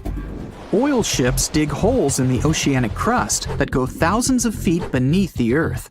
The Kola Super Deep Borehole in Russia is the deepest hole ever made by humans. It goes more than 40,000 feet below the surface and took almost 20 years to reach 7.5 miles. Below it is only half the distance to the mantle. In terms of the whole Earth, this very deep hole is literally scratching the surface. This wasn't a hole to dig for oil, and wasn't in the ocean either. The drilling was stopped in 1992 when the engineers found out that the temperatures were 100 degrees Fahrenheit higher than they predicted. And then it was abandoned, and it's just been a barren hole now. But that's the closest we've dug to the center of the planet. The scary thing is that some of the workers on the site could hear voices coming from within. All the way in Yemen, an ancient hole exists in Barhout, in the east of the country in the middle of the desert. It's actually closer to Oman than to the capital Sana'a. This hole has puzzled experts and locals. Unlike the holes in Russia and Antarctica, this wasn't man-made. Or was it? It's been around for many years, and the locals try to steer away from it. They don't even like talking about it, since they claim it brings bad luck to those around it, or to whoever utters its name. They claim it was created as a prison for spirits, but many rule that out. The hole is 98 feet wide and somewhere between 330 to 650 feet deep. You can also hear strange sounds coming from the inside. But according to some scientists, the well has little to no ventilation and barely has any oxygen down there. So it's unlikely that anyone or anything lives down there. The Challenger Deep in the Mariana Trench caught some low-pitched grumble sounds in March of 2016. Some of these grumbles were followed by screeches. They caught these sounds in a span of weeks, using a titanium-encased microphone so that the immense pressure of the lowest point on Earth wouldn't crush it. They had to lower it slowly as well, since it's 1,000 times the atmospheric pressure at sea level. For 23 whole days, the microphone recorded typical sounds of whales passing by and boats sailing across from above, and even rumbles of nearby earthquakes, but they still couldn't determine what caused those initial sounds. The researchers couldn't understand if the noise from the bottom of the Mariana Trench was caused by humans or was natural. They also wanted to know if these sounds affected marine life, like dolphins and whales that rely on echolocation. They still can't figure it out, but scientists estimate that the ocean is about 10 times noisier than it was 50 years ago. With technological developments in shipping, submarines, and underwater construction, the ocean will only get louder with time. Northern lights come with sounds, which nobody talks about. They're usually audible when the auroras are at their most powerful presence. Scientists were always puzzled as to what caused the faint popping and crackling, even though they were very far above us. They used some special microphones and found out that the sounds came just 230 feet above us, which is pretty low. They're caused by electrical charges gaining power in a specific region of the auroras.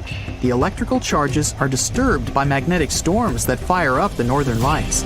As a result, some tiny sparks are released into the atmosphere, causing the faint crackling and popping noise. In 2011, scientists from Chile found a weird-looking fossil in Antarctica that looked like a squashed football.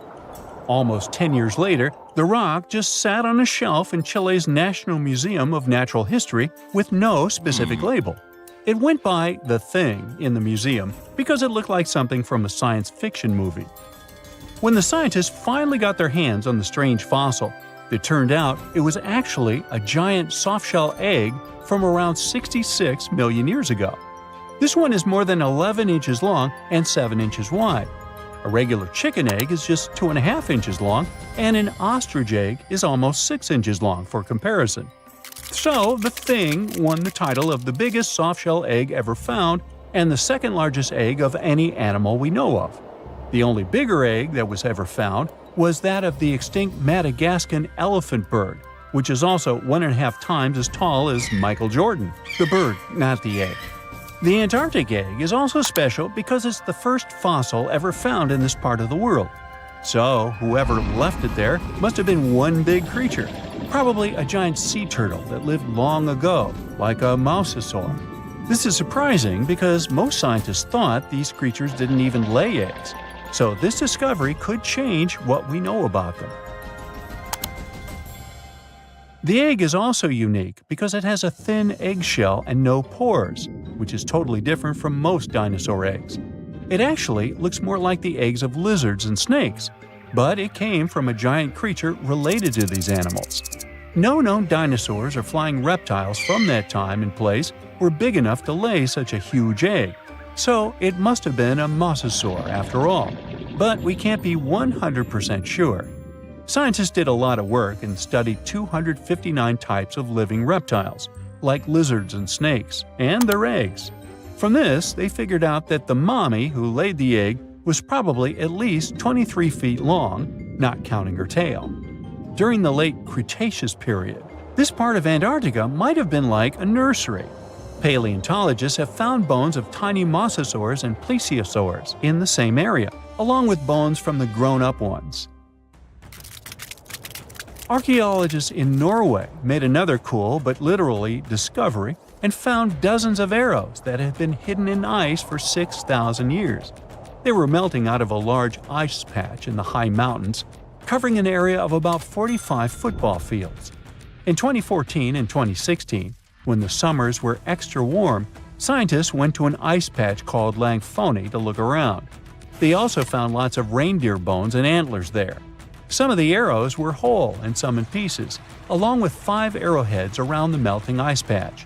This is more arrows than have been found at any other frozen site in the world. Some of the 68 found arrows date back to the Neolithic period, and the newest ones are from the 14th century of the Common Era. Ice is like the perfect time machine that can preserve whatever ends up there in an almost perfect condition. Langfoni became famous as one of the first ice patch sites after a local hiker found a 3,300-year-old leather shoe right next to its edge. Scientists are studying places like this to understand how people use these sites and how the ice patches from Norway to North America changed over time. Now, once upon a time, around 32,000 years ago, to be exact, a squirrel buried some seeds near a river in Siberia. Am I the only one getting the Ice Age vibes? Anyway, these seeds belong to a plant with cute white flowers. Thousands of years later, a group of scientists found these seeds buried deep in the frozen ground, about as far down as a 12-story building is tall. The seeds were surrounded by ice and bones of animals, like mammoths, bison, and woolly rhinoceroses. The mature seeds had been damaged, maybe by some squirrel, but some of the younger seeds still had good plant parts inside them. The scientists carefully took those out and put them in small containers to help them grow. And here comes the coolest part. They were able to grow the plants. Their flowers were shaped a little differently from the flowers of the same plant that grows today. After a year, the Ice Age plant even made new seeds.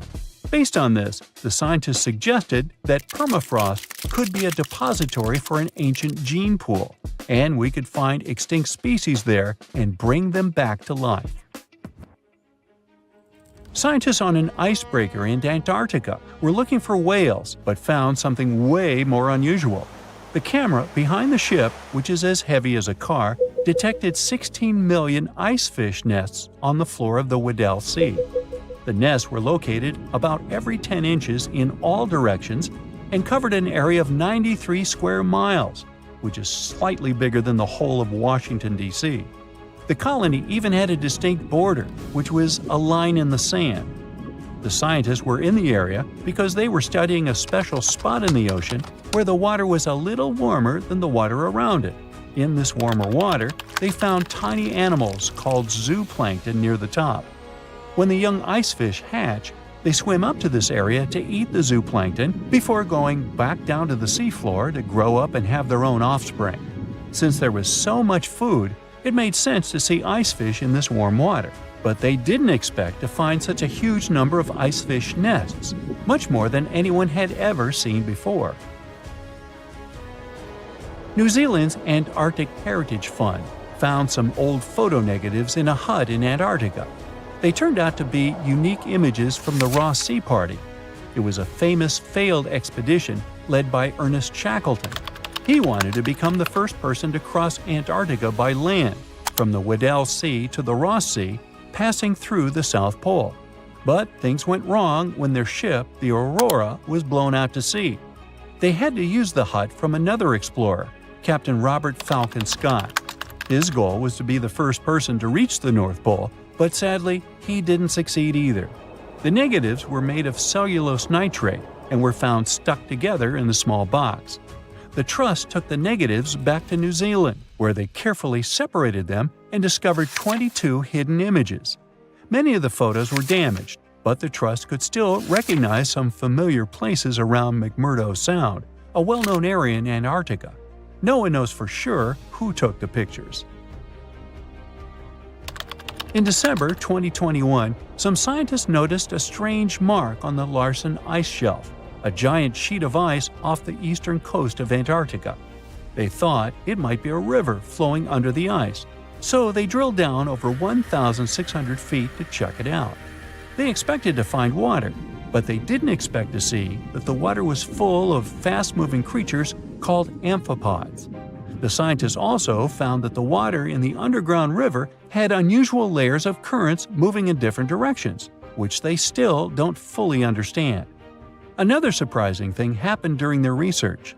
On December 20th of the same year, a volcano erupted far away in Tonga, and the pressure waves from the eruption were detected all the way down in the ice river in Antarctica.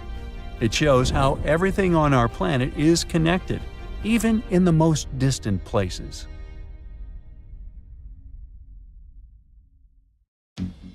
So what comes to your mind when you hear the word Antarctica? Most likely, cold, snow, ice, and penguins. Yet, this is one of the least explored regions in the world that hides many strange and unique things. Check them out. You don't have to go to Antarctica to see this weird thing. All you need to do is open Google Earth and move to one of the southernmost islands of Antarctica, King George Island. Recently, internet users have noticed a large and pretty strange cave entrance there. Where does this wide, dark passage lead? People started making suggestions. It's the entrance to a secret base or some laboratory. This is the part of the spaceship that crashed there thousands of years ago. This is the door to the ancient city of Antarctica.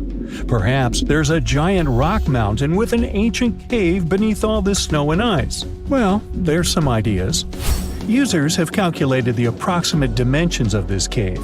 It might be about 74 feet high and 250 feet wide. You could hide a Boeing passenger jet in there.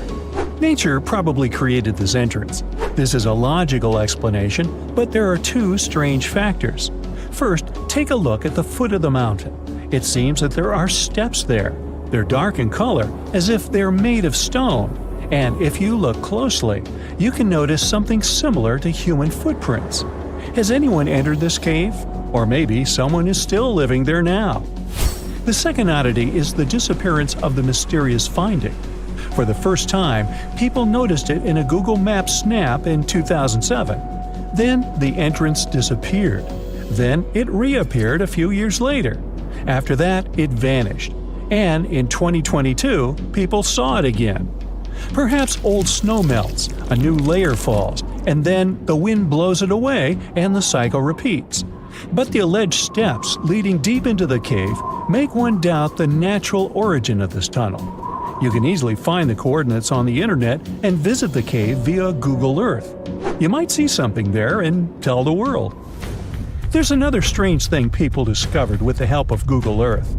In 2020, one user found a strange object that looked like a giant ship 100 miles off the coast of Antarctica. It was covered with ice and snow and lying on its side. It looked like a cruise ship.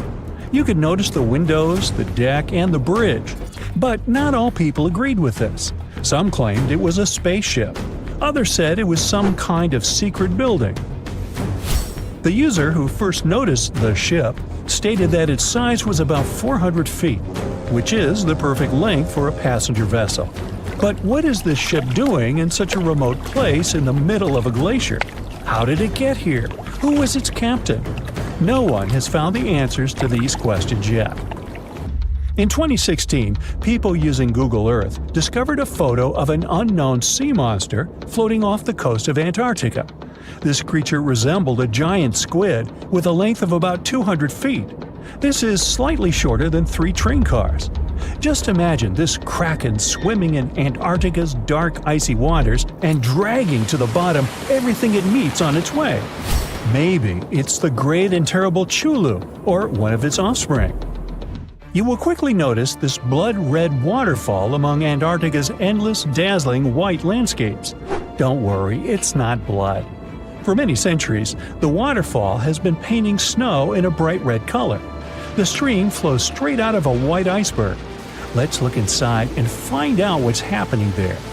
Millions of years ago, there was a small crystal-clear pond, but then a glacier formed around it. A thick layer of ice and snow blocked sunlight, heat, and oxygen access. For millennia, the reservoir remained in this cold vacuum.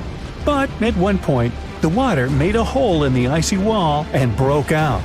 When this salty water comes into contact with oxygen, it immediately turns scarlet or rusty. Antarctica is the only place where you can find such a unique natural phenomenon. One of the driest places on Earth is located in Antarctica. It's one of the most lifeless deserts in the world, the McMurdo Dry Valleys. In this desert, you won't see the scorching sun, hot sand, and cacti. A desert means a place with a lack of precipitation and life. The McMurdo Dry Valleys meet these parameters. But this place is also unique for Antarctica, since you won't find glaciers there. Despite the frost, ice can't form in the desert because it hasn't rained for millions of years there. It also never snows. A strong wind coming from the mountains reaches speeds up to 200 miles per hour.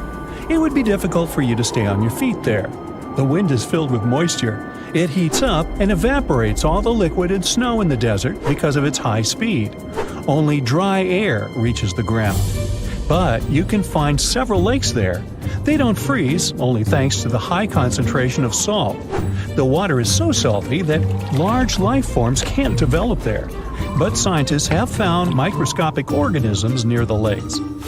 20 million years ago, Antarctica was filled with swamps and trees and swarming with insects and animals.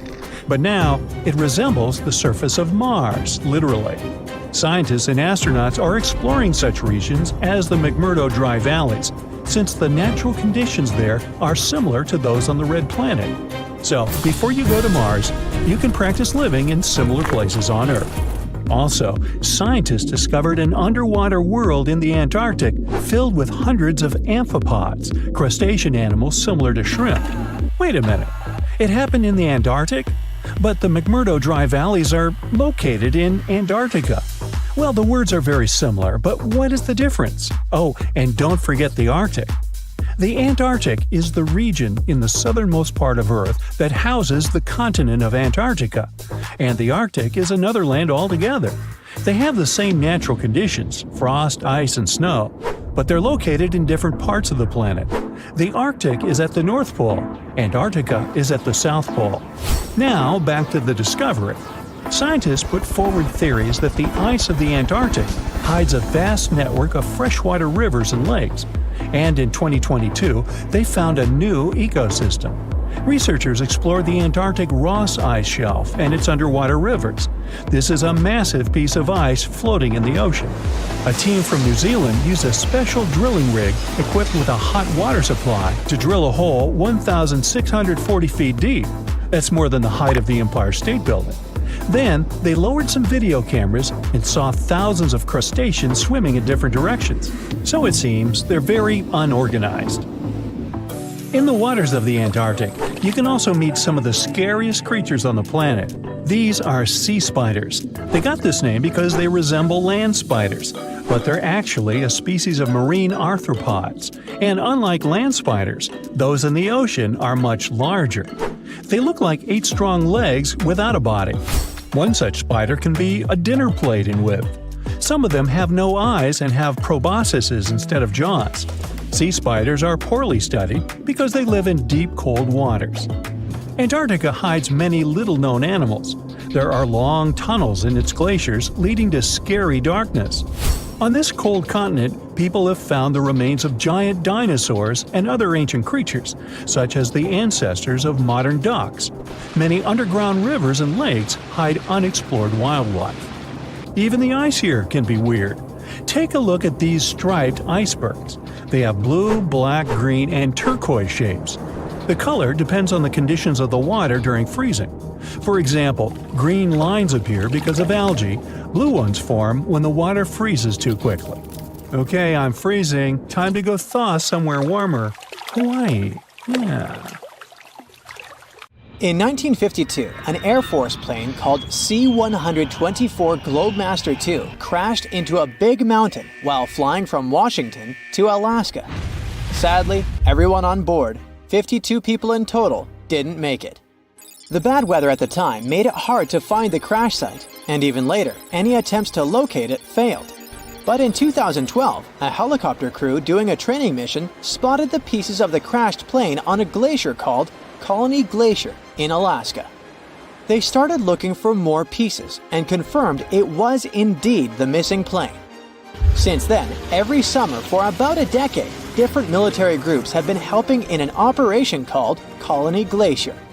They've managed to identify 40 out of the 52 people whose lives were lost in the crash.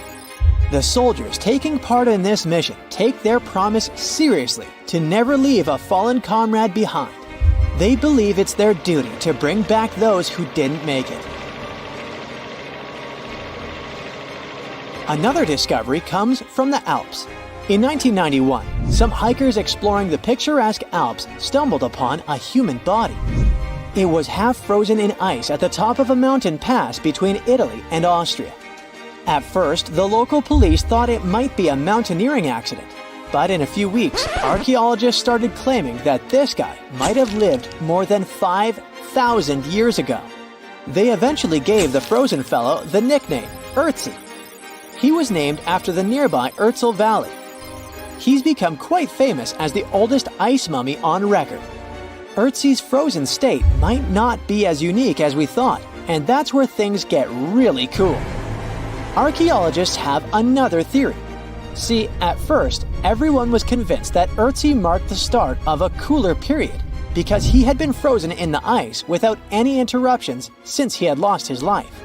Yet, over the past few decades, glaciers and ice patches worldwide have been melting away like ice cream on a hot summer day. Not just Ötzi, but other ancient relics like bodies, hunting gear, horse droppings, and even ancient skis started to appear. So, archaeologists say there are similar sites. They found quite a few, and they all fit perfectly into this growing field of glacial archaeology. It seems like as the world warms up, it will show even more ancient secrets from the deep freeze. Moving on to another amazing discovery. In 2018, William Taylor and Nick Jarman were exploring the snowy slopes of Mongolia's Altai Mountains. They found an ancient treasure trove hidden in the ice. Inside the trove, they found a well-preserved 3,000-year-old arrow shaft adorned with ochre markings. It was in pristine condition, a rarity for organic items that old. They found other items too, like a bronze arrowhead with bits of animal sinew still attached. All of these relics had been untouched for hundreds of years, since they had been locked in the ice. In Mongolia, rising temperatures have melted ice patches that remained frozen for centuries. Similar discoveries have been made in the Yukon, US, Italy, Siberia, and Norway. Thousands of sites have been identified. Yet, scientists are racing against time to document and preserve these artifacts before they're lost forever. The study of these artifacts challenges the definition of these environments as wildernesses and shows how indigenous people coexisted with nature there. Sometimes people find simple items too, as simple as a sandal. This one, discovered on one of central Norway's mountain passes, indicates that people used this route roughly 1,700 years ago. This suggests that there was less snow and ice in that area back then. The sandal, dating back to around 300 BCE, resembles Roman sandals of that era. Again, in Norway, hunters found an iron sword high up on a mountain, more than 5,250 feet above sea level. There's no nearby burial site, and it's puzzling why someone would have a sword in such a remote location. Archaeologists speculate that the owner might have become lost. Then, in 2011, unusual objects resembling giant slingshots began to emerge as the ice melted. Radiocarbon dating suggests that this particular object was crafted around 400 BCE. It measures over 3 feet long and has knife cuts. Those puzzled archaeologists until one team member recognized them as tang, or pliers, used to secure loads on sleds when transporting hay or leaving for animal food. People in the area used hay sleds with pliers until the 1950s, when tractors became more common. Now, let's get back in time to thousands of years ago. We can easily do that by looking at this woolly mammoth. This creature looks a bit like a cherished but slightly worn-out toy. This ancient giant, whose heyday was 39,000 years ago, is the best preserved mammoth ever found. Even its signature shaggy hair is surprisingly well preserved, having been trapped in glacial ice until its recent discovery in Siberia. This remarkable animal is stepping into the limelight in Yokohama, Japan. Scientists are running tests that might bring this extinct species back to life. When they stumbled upon this female mammoth, they uncovered a hidden treasure, a sample of her blood preserved beneath the ice. So they believe this ancient blood could hold the key to resurrecting the mammoth. They also found well-preserved muscle tissue. She was between 50 and 60 years old when she met her icy fate. The discovery of mammoth blood has reignited debates about the ethics of bringing back extinct creatures, like in Jurassic Park. Their ambitious plan is to implant an egg into a living elephant for a 22-month pregnancy, hoping that at least one living mammoth cell might survive. Hop on, we're going to the French Alps. We are at a spot not far from where an Air India plane tragically crashed 46 years ago. We're accompanied by a diligent mountain rescuer and his neighbor. They went to this area after a bunch of tourists had noticed a strange-looking thingy on a glacier. It was a bag. The Indian embassy in Paris got wind of it, and it was all set on getting that bag. What makes it kinda cool is that it had Diplomatic Mail and Ministry of External Affairs written on it. The Air India flight was on its way from Mumbai to New York when it took a nosedive in January 1966. It took 117 people on board down with it. Guess what else was inside the bag besides the soak's diplomatic mail? It had a stack of old Indian newspapers. So, alongside those, they also found bits of the plane's cabin, a lone shoe, and a bunch of cables. Totally unexpected treasures on that mountain. During the summer of 2013, scientists stumbled upon a message left behind by a geologist named Walker, who had placed it there 44 years before. That message sort of served as the man's last testament. He passed away just a month after hiding the bottle in the rocks on the island. The content of the message was quite astounding. In 1959, Walker had measured the distance from those very stones to the glacier's edge, and it clocked in at a mere 167 feet. By 2013, that distance had ballooned to 400 feet. Researchers are convinced that this stark contrast between the two measurements underscores the consequences of ongoing global warming. Imagine the melting ice in Norway's mountains as a time machine revealing a treasure trove. Nearly 800 Viking artifacts tucked away for over 1,000 years have been unearthed. They give us a peek into the bustling trade networks of the Viking era and the critical role of the mountain passes in this ancient commerce.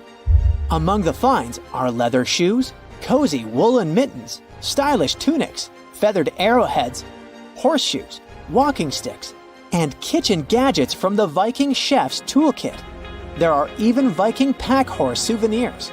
These artifacts provide us with insights into ancient travel habits and the peak times when those paths were bustling with activity, and give us a glimpse into the lives of adventurers. Look at those lush coniferous forests and tundra. What a wonderland. You may have mistakenly thought it's Canada, but it's not. It's Antarctica, about 34 million years ago. So what makes Antarctica this frigid today? It turns out a mix of dropping carbon dioxide levels and some tectonic shuffle played a huge role in transforming this ice-free paradise into the frozen continent we know now. About 50 million years ago, CO2 concentrations were sky high, strutting around at around 1,000 to 2,000 parts per million. But as those levels tumbled down, global temps started to drop, paving the way for the mighty ice sheets that later took over Antarctica. While the CO2 dive was happening, tectonic activity was also working its magic. The big split between South America and Antarctica opened up the Drake Passage, which created the Antarctic Circumpolar Current. This powerful current acted like a bouncer, keeping warm air and ocean currents from crashing the Antarctic party, and helping keep things rather frosty. If you mix up Australia and Antarctica, you're not that wrong. These two continents used to be one. If you mix up Austria and Australia, it's much worse. By the way, don't fall for the internet myths and memes. There's no help desk in Austria specifically for people who intended to fly to Australia. Now, look at this magnificent Australian pink beach. It's precious, and not in a figurative sense. Those mysterious pinkish sands are actually garnet, and it's widely used in jewelry. Geologists studied those sands and came to the conclusion that the garnet contained there is older than local mountains. That doesn't make sense, right? In fact, it does. You see, Australia didn't used to be this very detached continent as it is now. Many millions of years ago, Australia and Antarctica were part of the supercontinent Gondwana, and glacial erosion released the garnet, which eventually made its way to the beach. These sands formed when South Australia was flat and chill, long before the mountains appeared. Most garnet gets washed away, but this batch has a rich history, tracing back to glacial rocks in the Transantarctic Mountains. So this pink sand comes from an ancient mountain range hidden under Antarctic ice. Not only does Antarctica ice hide gems like garnet, if you look harder, you might find entire buildings. Sounds insane, but this is exactly what a British explorer did. His name is Chris Brown, and he uncovered an entire building beneath the ice. He was traveling to the pole of inaccessibility, and it all started with a bummer. Chris and his son had their plane broken. Suddenly, they spotted a lone bust peeking out of the snow. This place was an old meteorological station. Despite freezing conditions, Chris and his son Micah had a blast exploring. Chris is on a mission to conquer all 7 earthbound poles of inaccessibility and has tackled 5 so far. I guess you already know that Antarctica is the largest desert on Earth, much larger than the Sahara or the Gobi. Still, despite being the driest continent on Earth, it boasts a seriously weird waterfall. Nestled in the mesmerizing McMurdo Dry Valleys, it's 5 stories tall and looks like it's gushing blood. It's even called Blood Falls. It may look outlandish and even frightening, but its nature can be easily explained. The water that creates this crimson cascade was once a salty lake, but over time, it became sealed off from the outside world when glaciers formed on top of it. Now, this ancient water hanging out 1,300 feet below the surface has cranked up its salt levels to 3 times saltier than the ocean. This salt water is also loaded with iron and gets 0 oxygen or sunlight. When the iron-rich water trickles through a crack in the glacier and meets the air, it rusts up, turning dark red. You may have mistakenly heard that no bug species belongs to Antarctica, but it's not exactly true, because there's this tiny Antarctic midge living there. Plus, there are some spiders too. Those aren't your average spiders hanging out in the darkest corners of your apartment. Those are critters lurking in the chilly darkness of the Antarctic ocean floor. These little marine creepers are actually arthropods and can stretch around 20 inches across. As if that wasn't bizarre enough, they also breathe through little holes in their legs. Quick question. What's the color that you associate most with Antarctica? I'm sure it's white. That's my association too. However, Antarctica may look like a slice of watermelon.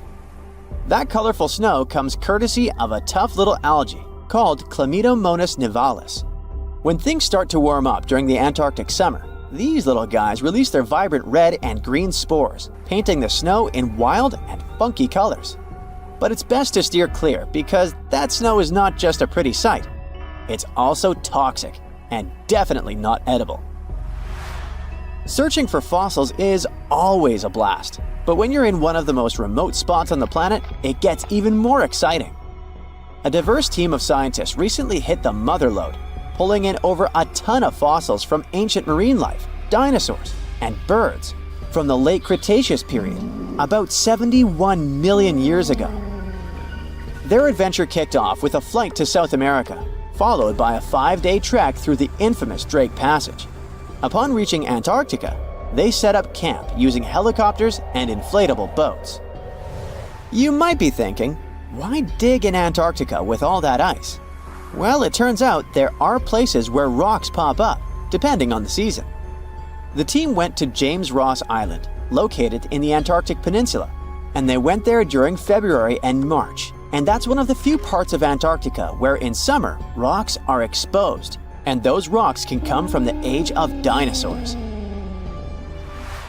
The expedition was a success, as they discovered over a ton of remarkable finds.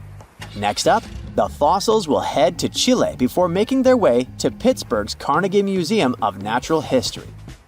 Among their discoveries, they found relics dating back about 71 million years, alongside some around 67 million years old, including plenty of snails, clams, and various marine creatures. Yikes! Look at this creepy sea worm. It could live in LA and be a star in a horror movie, but it chooses to call the chilly waters of the Southern Ocean near Antarctica its home. These worms can grow up to 8 inches long and 4 inches wide, but don't let their spooky exterior trick you. Research suggests they might actually be superheroes in disguise, playing a vital role in keeping ecosystems buzzing. Now, see that head? It's not really a head. It's just a retractable throat that helps this toothy creature chow down on its meals. Antarctica has many creepy critters to offer. Let me introduce you to the Antarctic strawberry feather star. It's not like Patrick from SpongeBob, though. It's more like a deep-sea creature straight out of a horror movie. Picture this. 20 wiggly arms, some stretching up to 8 inches, all decked out with these bizarre little bumps. Yikes indeed. Back in 2014, scientists buried 34 seismic monitors in the snow on the Ross Ice Shelf, which is huge. Think of it as an ice slab the size of Texas, just chilling over the Southern Ocean. These clever little machines picked up a nearly non-stop buzzing. Even though our human ears usually can't catch these low-frequency sounds, scientists have worked their magic and made them audible for us. They even shared the creepy audio online. A glaciologist from the University of Chicago says that if you could hear this vibration, it'd sound like a swarm of cicadas taking over the backyard in late summer.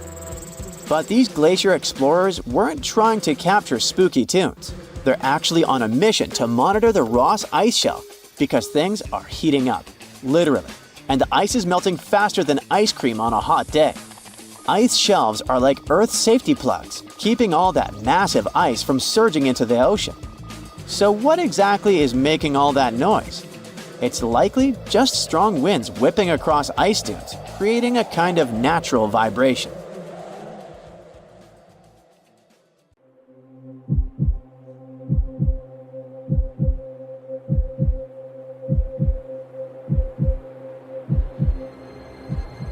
Leave it to people wandering on Google Earth to stumble upon the world's newest and weirdest places ever.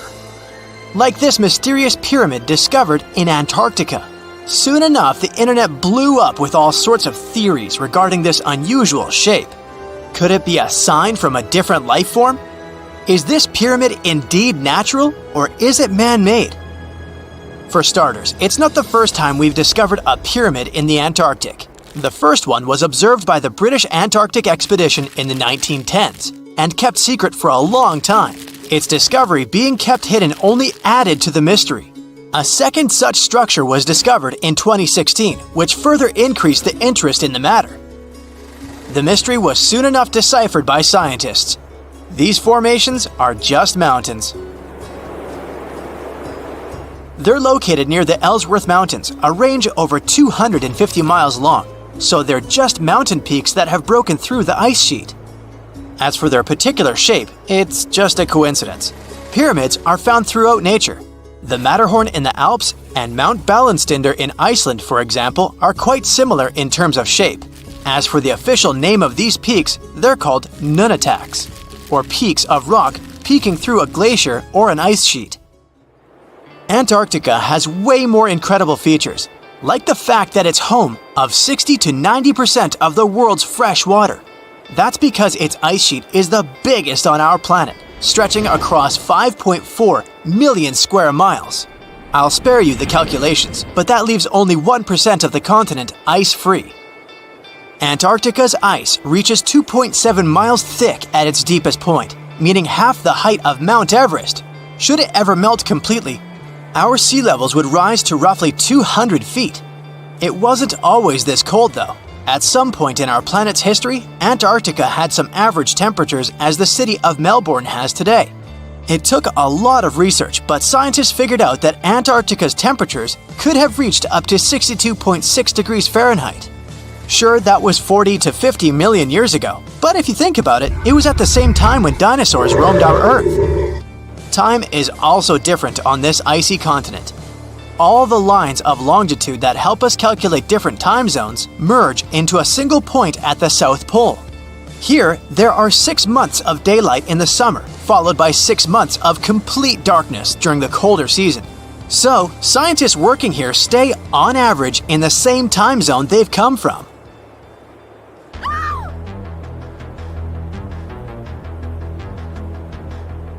The Blood Falls aren't a chapter of a thriller movie. They are merely a series of waterfalls located in one of the driest regions of Antarctica. They emerge from an underground lake filled with a special type of bacteria. These little organisms use sulfates as fuel instead of sugars, which makes them very intriguing for scientists. The water contained in this lake is so full of iron that it basically just rusts when it meets air. So, the reddish color of the waterfall also gives it its trademark name. The megalodon was the largest predator ever known in our planet's history. In terms of its location, the megalodon lived practically in all waters on our globe, except near the poles. The reason why there were no megalodon teeth found in Antarctica is probably because the gigantic creature was adapted to only warm tropical and subtropical waters. If you plan to visit Antarctica by boat someday, just know you might not get there on a non-metallic boat. The hull of your transportation device must be made of either steel or aluminum to withstand the harsh weather conditions here. Antarctica isn't home to a lot of bugs. In fact, there is only one true species of insect that calls this place home. It's a wingless midge called Belgica antarctica. This fly is so tiny that it only reaches 0.08 to 0.23 inches long, but it's still the Antarctic's largest terrestrial animal. A lot of Antarctic fish also come with an antifreeze substance in their blood. They don't necessarily need it for protection against the cold temperature, but mostly against touching ice. These antifreezes are made up of large glycoprotein molecules. They surround any small ice crystals that may form, making sure they don't spread through the animal's tissues, which could cause a lot of damage. They also create a sort of small pillow blocking the sharp ice crystals, so they're less likely to cause any pain. It also doesn't rain a lot here on this icy continent, but one amazing meteorological quirk of Antarctica is that it's full of diamond dust. This dust is basically small ice crystals that pop out of humid air close to the Earth's surface. Think of it like an icy fog. As they flow through the air and get touched by sunlight, they begin to sparkle, making visitors here feel like they're surrounded by diamonds. It's probably the last place you'd want to go into labor, but in 1978, the first person was born here ever. Emil Marco Palma was its name, and ever since, 10 other people have been born here in Antarctica. There's a lake on this icy continent that is so full of salt, it makes it impossible for it to freeze over, even if temperatures can go as low as 5 degrees Fahrenheit. That's because pure water freezes at 32 degrees Fahrenheit. Water that has salt in it, or any other substance for that matter, will freeze, but at a way lower temperature. That lower temperature is adjustable depending on the substance itself and the amount that has been placed into the water. Antarctica was the last official continent to be discovered. It remained completely unseen until the 1820s. But it took another 20 years to confirm it was actually a continent and not just a group of icy islands. Just because it's really cold here doesn't mean you can't go on a date here. One December night, an American scientist that was posted in Antarctica logged into a dating app simply out of curiosity. He was certain no other profiles would show up, but to his surprise, he found someone soon enough. Another researcher who was stationed just 45 minutes away, by helicopter of course. They eventually got together and went on the first date in Antarctica ever recorded. Apart from ice, this continent has something else way more abundantly than any other piece of land on Earth: meteorites. If we look at the research done by scientists, meteorites have equal chances of reaching any place on our planet. However, once they go through our atmosphere, the situation is a bit more complex. That's because different climates on our planet, like the humid ones found near the jungle, have a lot of moisture and oxygen, which will corrode most meteorites. The climate in Antarctica is really dry, so the possibility of meteorites corroding is little to none. More so, it's way easier to spot these rocks on the icy white surface of this area than in any other place on Earth. If you're not scared of the cold, you'll surely freak out when you hear about the winds here. That's because Antarctica is for the most part the windiest place on Earth. Wind speeds have been reported here to reach even 200 miles per hour. You're lazing around on the deck of the ship when you see something whitish-gray covering the horizon. Like in a horror movie or your worst nightmare, this weird fog is nearing the vessel. It's infinite. You can't see where it starts or where it ends. Soon it makes the ship look like a grain of sand in a vast desert. That's when the realization hits. It's an iceberg, and your ship is likely going to repeat the Titanic's fate. Now, all this is a very likely scenario, since the world's biggest iceberg, A23A is on the move again after months of spinning in a huge water vortex. And it's actually the second time in just a couple of years that this massive chunk of ice has broken free. The first time was in 2023, when the berg went wandering around after being stuck on the seafloor for a staggering 37 years. The thing is huge, about 3 times the size of New York City. It also weighs nearly 1 trillion tons. The giant chunk of ice first broke off from Antarctica's Filsner ice shelf back in 1986, but instead of floating away, it got grounded on the seafloor just a few miles from where it started. Because of that, it melted much more slowly than most icebergs. In December 2023, A23A finally broke free and started to drift away from Antarctica. But it didn't get far before getting stuck again, this time near the South Orkney Islands. It got trapped in something called a Taylor column. That's a huge spinning water current that forms when ocean currents swirl around an underwater mountain.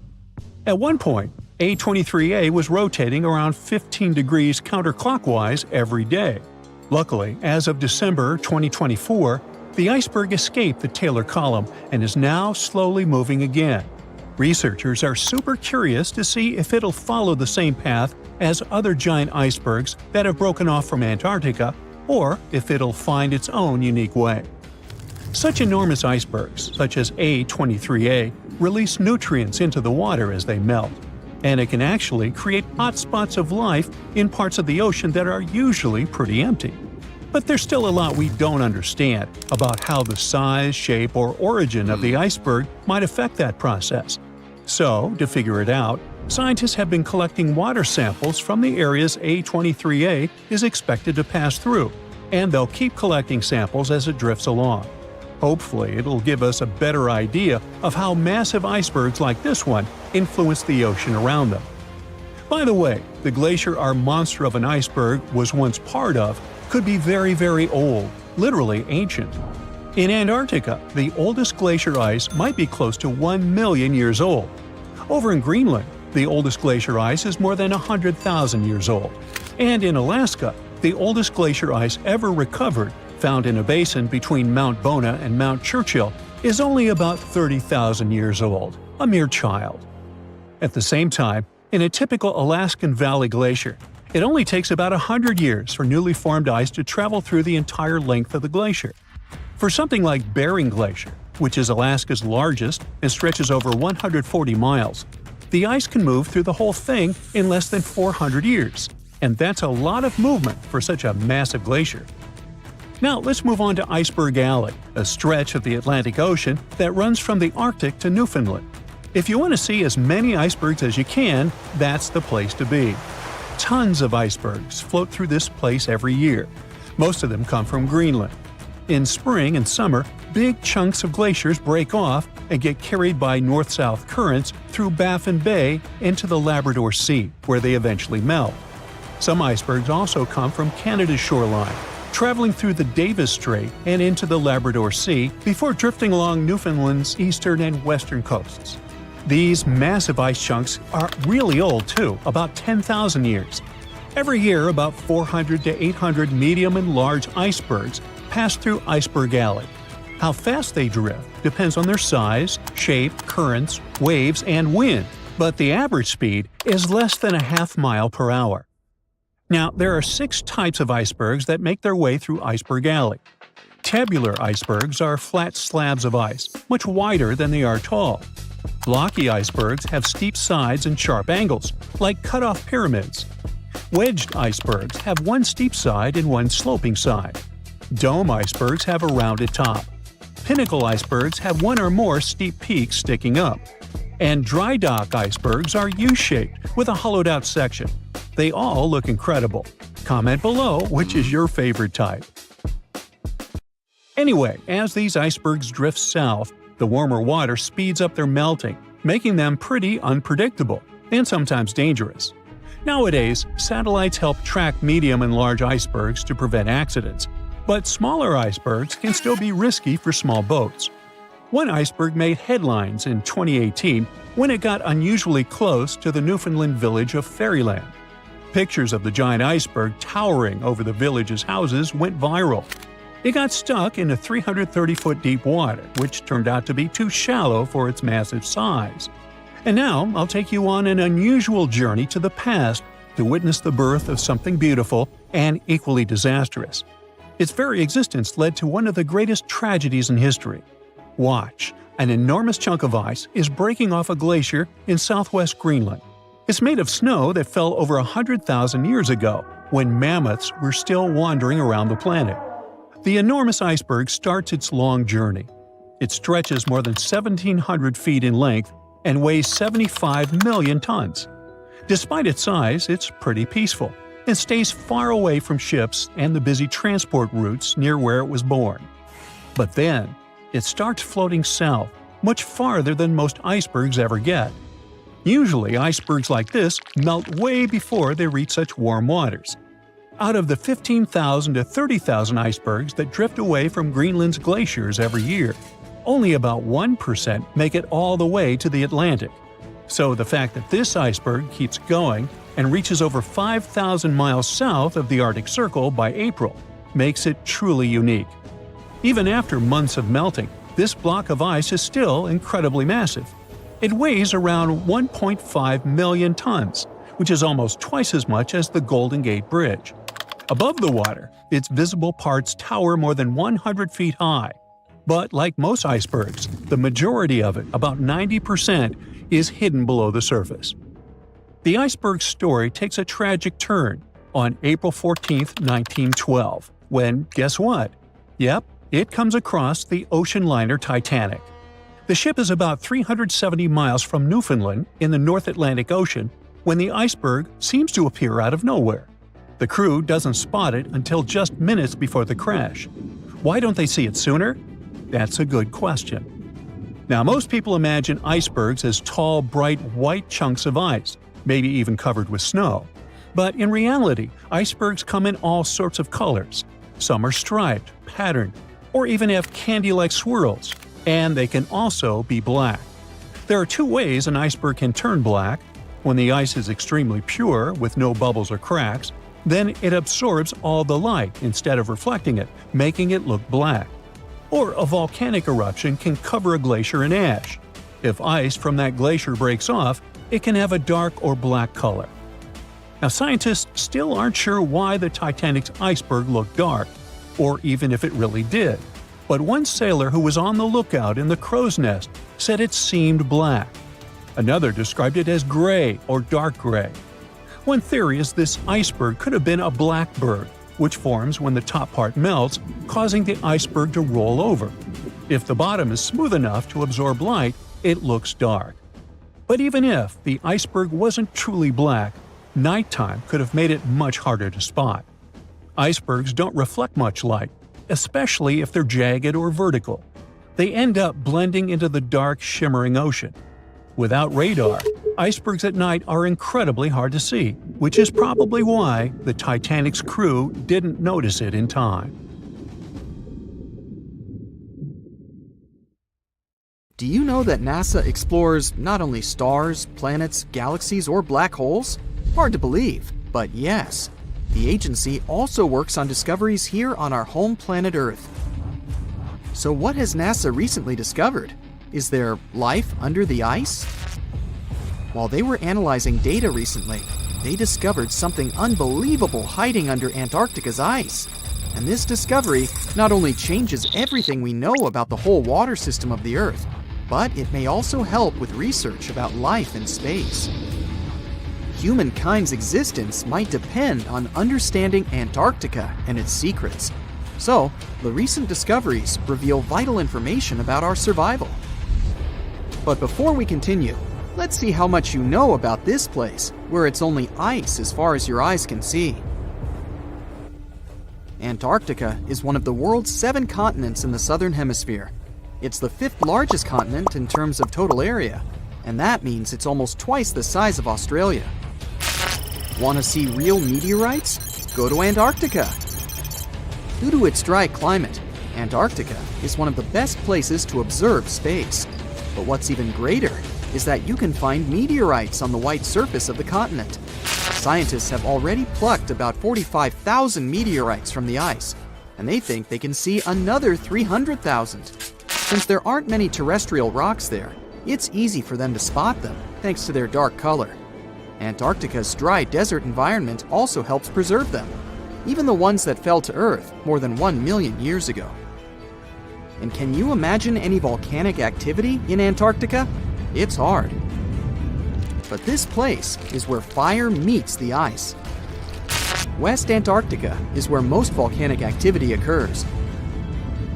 Scientists recently found that 138 volcanoes exist in West Antarctica alone. Wow! You would think that Antarctica is always cold, but no. Its coastal regions can get as warm as 50 degrees Fahrenheit.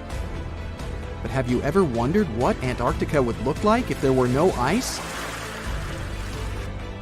It may seem unimaginable now, but it was not always covered by ice. That was 34 million years ago, though, so nobody could tell how the continent's surface would be without the ice. But NASA changed that. They generated computer simulations and created the most accurate map of it as of today. What they saw was incredible. The continent was not flat at all like it seemed. It's pretty bumpy with valleys, rolling plains, and high mountains. But this was nothing next to what they had discovered under Antarctica's ice. So, what is it? Drum roll, please. NASA found 2 new subglacial lakes. And what's even cooler about it is that they spotted these lakes from space. How is that? If your answer is high-tech satellites, then you're right. In 2003, NASA launched a satellite called IceSat. It measured ice sheet mass balance and cloud and aerosol heights. The satellite also helped create the ice-free map of Antarctica. In 2010, the European Space Agency launched the second satellite, Cryosat-2. It was for tracking the changes in the thickness of the ice. Then, in 2018, NASA launched the third one, IceSat-2, a follow-on to the IceSat spacecraft. It measured ice sheet elevation and sea ice thickness. It was NASA's most advanced Earth-observing laser instrument. It delivered the highest precision data. And when that was combined with the data from the other satellites, it was possible to spot these 2 new lakes near a pair of larger ones. But how is it possible that these lakes exist in the first place? The average thickness of most Antarctica ice is approximately 1.2 miles. However, it can get over 1.8 miles thick in some places, especially during the winter. So, you might think that there's nothing under there, but science says otherwise.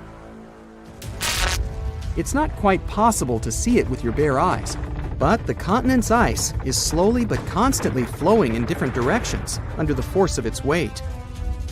But scientists could not figure out how water moved for many years. That started to change in 2007, when data gathered from the IceSat provided insight into what hides beneath the surface. They first discovered an entire network of meltwater lakes connected under Antarctica's fast-flowing ice streams, and there were hundreds of them. Scripps Institution of Oceanography glaciologist Helen Amanda Fricker figured that the elevation changes measured by IceSat happened because of the dynamics of these lakes. They did not hold meltwater statically. Instead, they were filling and draining continuously over time through a system of waterways. And as they did that, the ice above rose and fell. But where do they drain? The ocean, of course, and it drains a lot. A recent study, co-authored by Fricker, found that the drainage of one lake flushed as much as 198 billion gallons into the ocean in only 3 days. Countless mysteries about how nature works are still waiting to be solved. But finding the 2 new lakes will give scientists a better picture of how fast the Antarctic ice sheet will change as the climate gets warmer, and how this will affect global ocean currents and sea level rise. The filling and draining cycle of the lakes also cause the ice sheet to suffer cracks and crevices. So, the information they find from these new lakes will also give them a better understanding of the damage on the surface of the ice. They will also be able to assess how this filling and draining system influences the speed at which ice slips into the oceans and seas. And that means they can evaluate how the added fresh water may alter marine ecosystems. This discovery may also suggest whether life is under the ice. Wow! Scientists drilled through about 3,504 feet of ice and found that water samples taken from one of the lakes contained approximately 10,000 bacterial cells per milliliter. Such a high number of bacterial life is a good sign, because that means the icy waters might also support higher life forms, such as microanimals, and one of these new lakes might even be their home. But the most exciting thing is that the new lakes might help them understand whether life on other planets is possible. Scientists believe any life below the frozen surface of the planet Mars might follow the patterns seen in Antarctica's lakes. So, there is a possibility that they might find critical new information on the type of life that may have existed on the red planet. You wouldn't want to be there during the winter, though. The lowest temperature on Earth you can experience is negative 128 degrees Fahrenheit. In 2010, there was an even lower temperature of negative 135 degrees Fahrenheit, and you may feel this cold much worse due to the strong and dry winds. Did you know that the size of the ice surface on Antarctica also changes throughout the year? It's about 1.2 million square miles during the summer, but when it's winter, it grows to 7.3 million square miles. Yet, despite the change, it remains the largest piece of ice on Earth. Sorry, Arctic, you lose. Do you know these cute little penguins? Consider these animals the locals, because there is no native population in Antarctica. It's a no man's land, because no single country owns it. But do you know who really owns it? 5 different species of penguins, seals, and killer whales. Ha ha. Despite the continent's harsh conditions, you can visit it as a tourist for fishing and research purposes. Around 5,000 people reside on the continent during summer at research stations. But when winter comes, the number naturally drops down to 1,000. Antarctica's ice blanket makes up 70% of the world's freshwater reserves. Imagine what would happen if it melted. The global sea levels would be raised by almost 200 feet. A colossal iceberg, more giant than a city, broke away from Antarctica in mid-2021. It's so big that it's 40 times bigger than Paris and 73 times the size of Manhattan. Imagine that you come out of your small holiday shack on the coast of South Africa, near the town of Port Elizabeth. You have a cup of tea in your hand as you've just woken up. You stand near the edge of your lookout, the vast Indian Ocean before you. Something catches your eye. To the right, there is something so monumental, you can't comprehend it. It's a giant slab of ice, 300 feet high, and stretching away many miles, as far as the eye can see.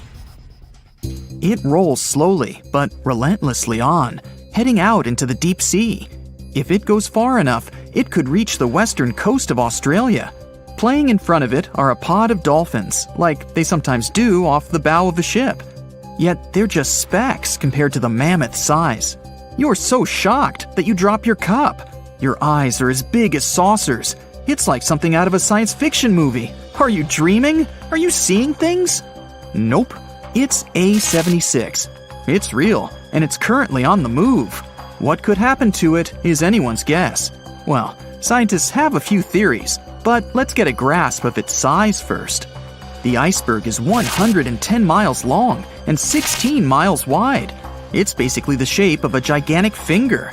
If you were standing at the coast of Dover, looking across the English Channel toward France, the iceberg would be almost as wide. The channel is 21 miles across at its narrowest. That means approximately 2/3 of that distance would be filled with the iceberg.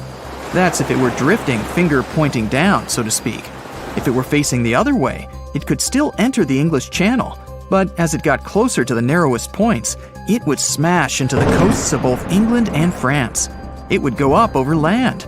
It would slide over the green fields of England, the white ice bold against the rich green. It would cruise past the vineyards of France. It was temporarily lowering the temperature of everything around it. Those grapes would be like jelly crystals. It would skim right over highways, cars stopping to observe this colossal thing, like a visitor from another galaxy. You could pluck chunks off it for your drink as it sailed past. Failing that, you could scale it and go ice climbing, right on the outskirts of London. It would certainly be handy in the summer. But let's get back to what actually happened, and what scientists think will happen to it. As of the beginning of 2022, A76 is the world's most giant floating iceberg. It was calved from the Filchner-Ronne ice shelf in Antarctica in the middle of May 2021. Ice calving, also known as glacier calving, is the breaking up of ice chunks from the edge of a glacier. It then pulls away from the ice mass into a separate entity. If you were nearby, you would hear a lot of cracking and a massive booming sound. Blocks of ice up to 200 feet would break free and crash into the water. It would cause huge waves. Not even adventurous surfers would want to tackle those breakers. Ice calving is a natural event. The area where A76 broke off has seen little change in recent decades. There have been even larger chunks of ice than A76, but this one is currently the largest in the world. Scientists at the British Antarctic Survey spotted it. There are satellite images of it breaking free, as captured by the European Space Agency's Sentinel-1A satellite. The size at the calving was an estimated 1,670 square miles. Right now, it's in the Weddell Sea around Antarctica. The Weddell Sea is part of the Southern Ocean. It was named after the Scottish sailor James Weddell, who entered the area in 1823. Scientists have deemed the Weddell Sea to have the clearest water of any sea. Imagine peering down into its depths from a boat. What a fantastic view it must be. The area is full of whales and seals. As you look down, you may see killer whales, humpback whales, minke whales, leopard seals, and crab-eater seals. And if you look towards land, you'll likely see a colony of Adelie penguins. They're the dominant penguin species in this area because they adapt to the harsh environment. In fact, this is the only location in the world they live. What an incredible array of wildlife to observe, all from the comfort of the ship's deck, while you drink another cup of hot tea. It gets pretty cold in these parts. To get an idea of what could happen to A76, scientists refer to other data, such as the even more enormous iceberg called A68. It was calved from the ice shelf known as Larsen C off Antarctica in 2017. While it may be exciting, though a little daunting, to think of it also sailing up the English Channel, A68 floated out to warmer seas and, by early 2021, had all but dissipated. That was a relatively quick demise. Some icebergs have been observed floating around for up to 18 years. Suppose they remain in the relatively cold waters. It all depends on where A76 decides to go. Satellites have helped scientists keep track of these monstrous movements, whereas they would go unnoticed in the past. That's how they know that by day 148, this iceberg had split into 3 fragments, imaginatively titled A76A, A76B, and A76C. The numbers might be boring, but they're based on the Antarctic quadrant in which they were first sighted. If these enormous chunks do break up entirely, it will not add to rising sea levels because it was already part of the floating ice shelf. Imagine these ice chunks in your glass. They already take up a certain amount of space. They will simply change form into water. Icebergs like this one are different from glaciers or ice sheets found on land. Those are the things that help to raise sea levels when they break off and melt. For example, if the whole of Antarctica's ice sheet were to melt, it could raise sea levels by nearly 190 feet. If you think A76 is enormous, and it clearly is, there was another that makes it look small in comparison. On record, the largest iceberg was sighted in November of 1956, 150 miles west of Scott Island in the South Pacific Ocean. Ironically, it was seen by a ship known as the USS Glacier. It was sized over 12,000 square miles. This iceberg was larger than the country of Belgium. What may happen to the chunks of A76 will depend on a few factors. Ocean currents can make a significant impact, and wind direction and speed can too. They may move closer to coastlines, where they can freeze into pack ice. They can also drift into shallow waters and hit the seabed, called seabed gouging. The deepest part of the iceberg can act like the keel of a boat. It digs into the ocean floor, but the sheer size of the iceberg keeps it moving. Soon it's tearing up the floor, creating a long, narrow furrow or a gouge. Fish would scatter, the earth would shake, the noise would be tremendous. It's actually quite common in offshore environments near where ice is found. You would not want to be scuba diving nearby when one of these rips through. However, it would make for a spectacular sight. Generally, icebergs deteriorate through melting and fracturing, which, as you can imagine, changes the mass and the surface area. Combined with wind and ocean currents, it can make iceberg modeling difficult. As for A76, we'll just have to wait and see. Before we go, let's return to our imaginary voyage down the English Channel. The island of ice, 73 times the size of Manhattan, with its gigantic frosty finger pointed down toward the Celtic Sea, rolling steadily onwards, unable to be stopped. Hundreds of thousands of people have flocked to the coasts of both England and France to watch this extraordinary spectacle as it cruises by. On top of the ice, there are thousands of penguins playing happily. They almost look to be waving back to the abundance of sightseers who cheer them on their way, the children jumping with joy at the most spectacular sight they've ever witnessed. The South Pole is more than penguins and endless snow. There's a hidden ghost world within it. Look, it's right here on the globe. Don't confuse Antarctica with the Arctic, which is at the top of our maps. Much smaller in size, and, let's face it, way less mysterious. The ice sheet covering Antarctica is about 1 to 3 miles thick, which is up to 16 Eiffel Towers stacked on each other. This massive blanket hides the true features and contours of Antarctica's land. We still don't know much about this mysterious continent, and it is ice and snow that are to blame. We still don't even know the true shape and size of this continent.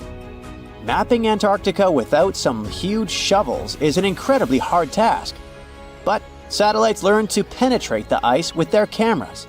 And now we know there's actually an enormous, dramatic ancient landscape beneath the snow. The ghost of the past. About 90 million years ago, Antarctica was a much warmer place. It was actually a lush rainforest with tons of plants and probably teeming with life. It even had rivers flowing through it. Then the ice came. This happened about 34 million years ago, during the transition from the Eocene to the Oligocene, when our planet cooled significantly. It was the beginning of one of our several ice ages. The land remained, but now was hidden under ice and snow that got thicker and thicker. To a regular eye, Antarctica turned into a white desert, vast, flat, and featureless. Time went on. This massive ice sheet moved around, smoothing and shifting the ground beneath it. Over the millions of years, it changed what the land looked like. Now, if we looked under the ice, it wouldn't hold any signs of the original South Pole, except for one place. In areas where the ice is especially thick and doesn't move much, like in East Antarctica, it has actually worked the other way around. It became like a super thick blanket that protects the land.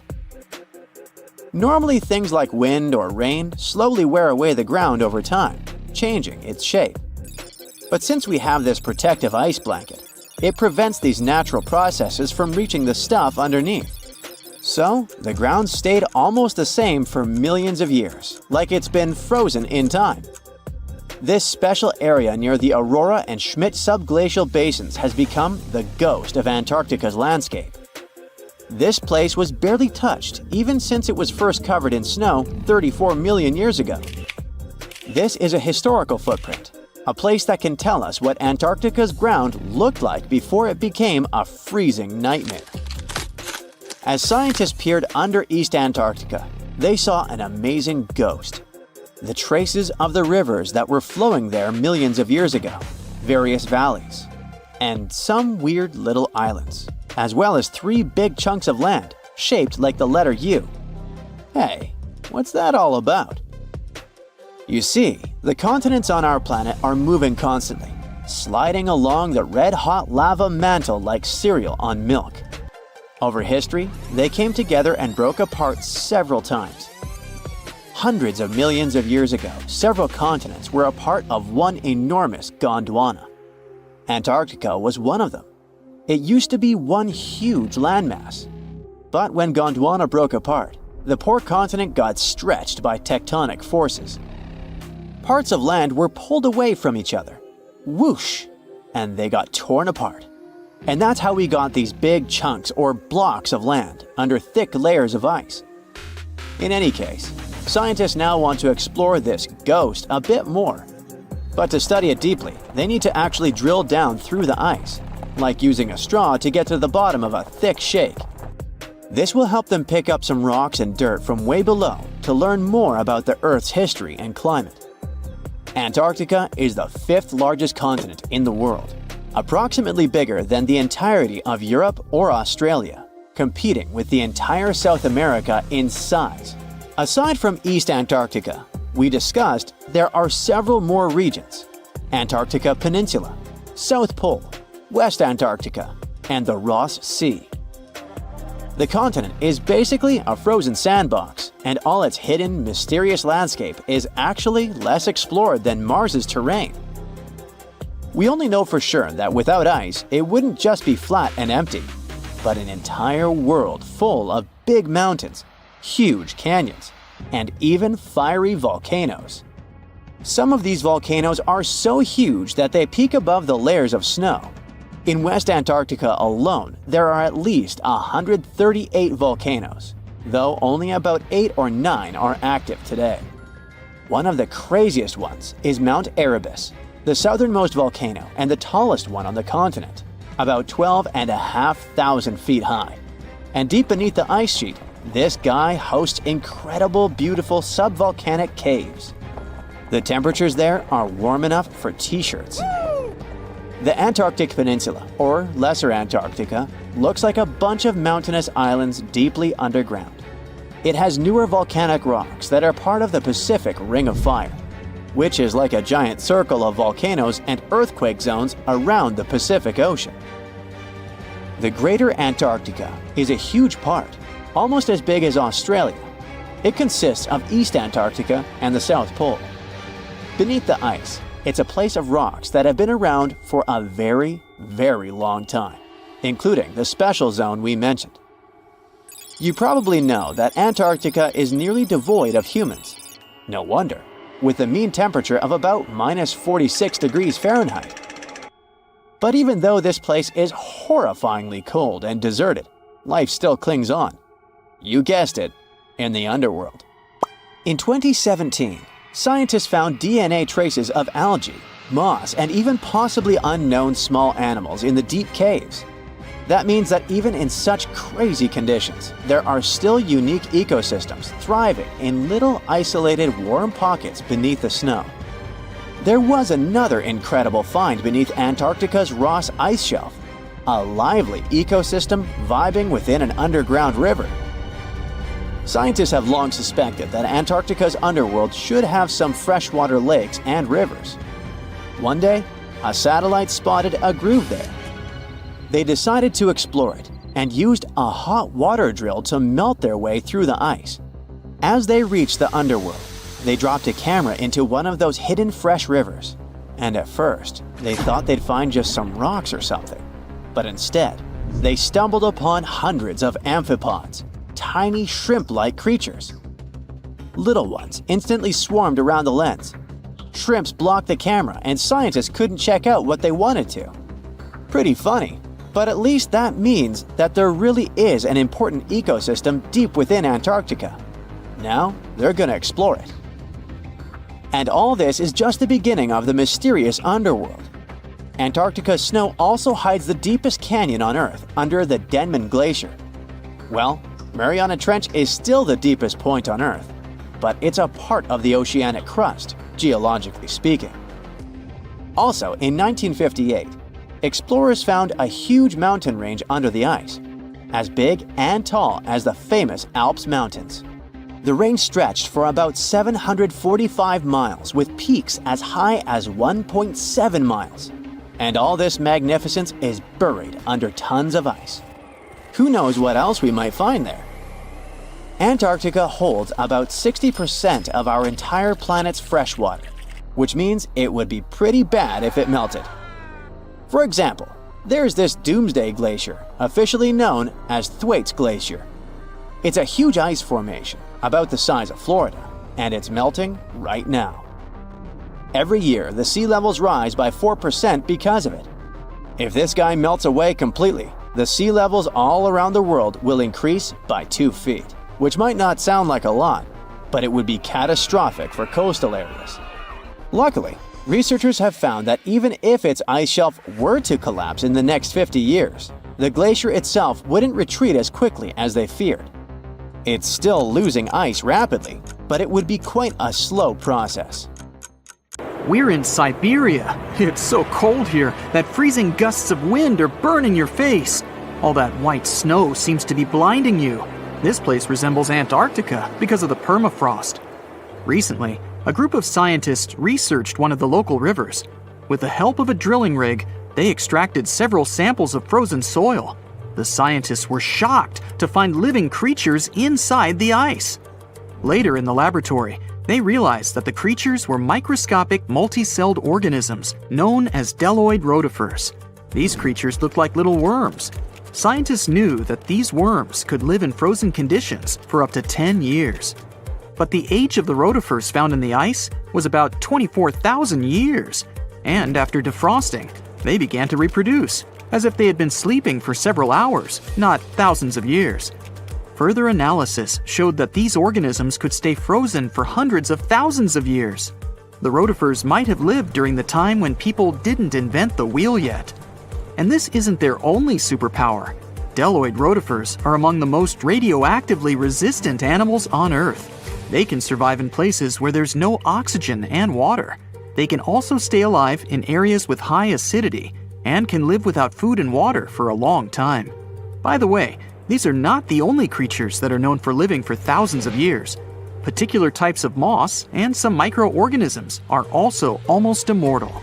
Nematodes, also called roundworms, are some of the most adaptive varieties of worms in the world. Imagine the Eiffel Tower standing tall and proud. And now, let's make it 10 times higher and place it underground. Exactly at this depth, many thousands of feet under the surface, scientists discovered these creatures. There's no sunlight and almost no air in this place.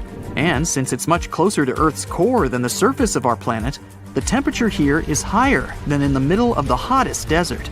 Millions of tons of soil above create insane pressure. But all this couldn't prevent life from developing here.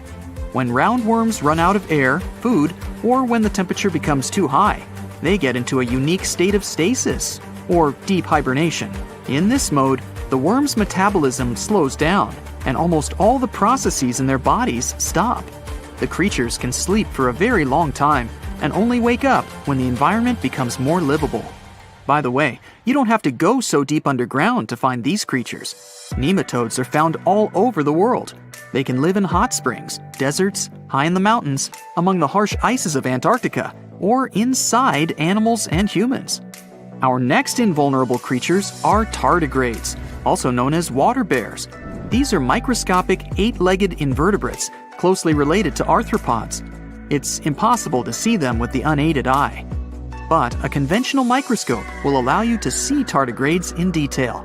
They look like minuscule bears. They're called water bears because they need a thin layer of water around their bodies at all times. It's necessary to prevent dehydration. Tardigrades have been found in all kinds of environments, from ocean depths to sand dunes. They're incredibly robust thanks to their unique organism structure. Yeah, they look soft, but their body is covered with a tough cuticle. This coating resembles the exoskeletons of grasshoppers, mantises, and many other insects. Water bears shed their old layer of the cuticle when they need to grow. Each of their 8 legs has 4 to 6 claws, which helps them cling to any surface. The bears can survive at a temperature that's almost 3 times as cold as the temperature in the ice of Antarctica.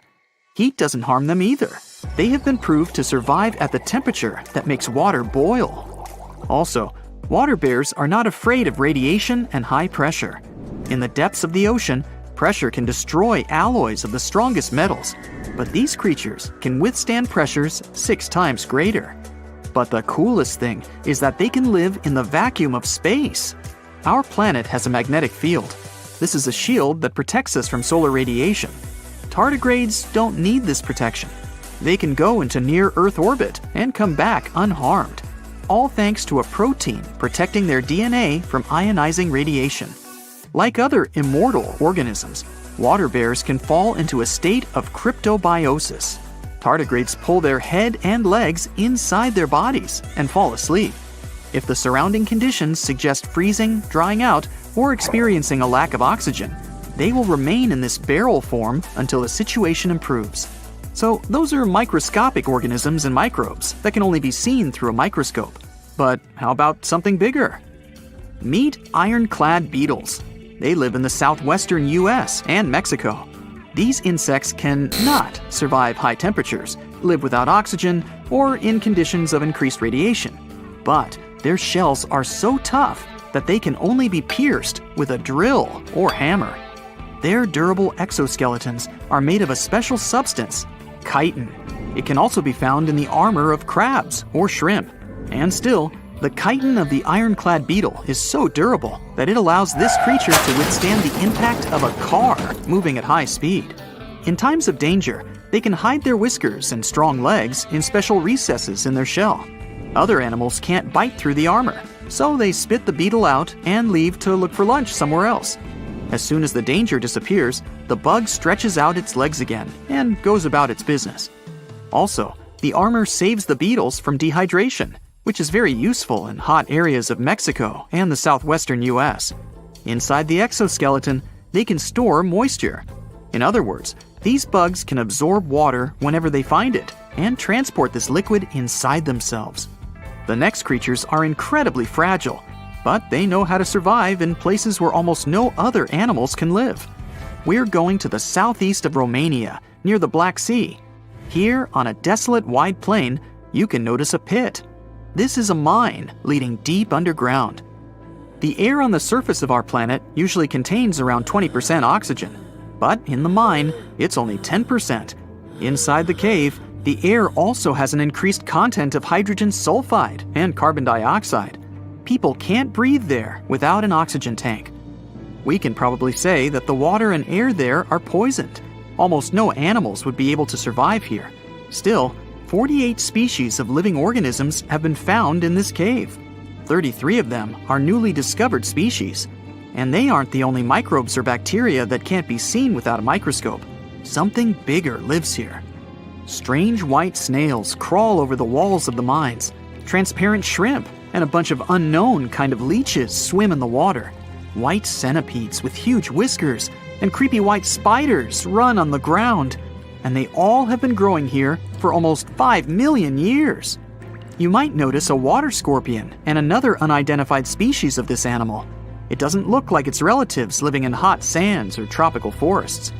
No living creature here looks ordinary at all. All animals are either white or transparent. They have no eyes, but are equipped with long paws and antennae whiskers that help them navigate in this dark space. The deeper you go into the cave, the less oxygen the air contains. But the number of living organisms is increasing. The air is filled with methane and carbon dioxide. All the inhabitants of this cave have never seen the light of the sun and have never gone out of the darkness. It seems impossible to survive in such conditions where plants don't produce oxygen. The answer to the question of their survival is hidden in a small lake. The surface of the water is covered with strange foam. If you look closely, you can see that this white substance is alive. It resembles soft, wet paper that is easy to tear. The thing is billions of living organisms, bacteria called autotrophs. There's much more carbon dioxide in the cave than there is outside, and these bacteria, like plants, absorb it. But they don't do this with the help of photosynthesis, which means they don't need sunlight. They use water for chemosynthesis. What these bacteria secrete is food for other bacteria, and these other bacteria are food for bigger creatures. A unique food cycle that you can't find anywhere else on the planet only exists here. Ooh, you're diving into the dark and icy waters of Antarctica. The airy blue darkness is enveloping you, reminiscent of the vast expanse of open space.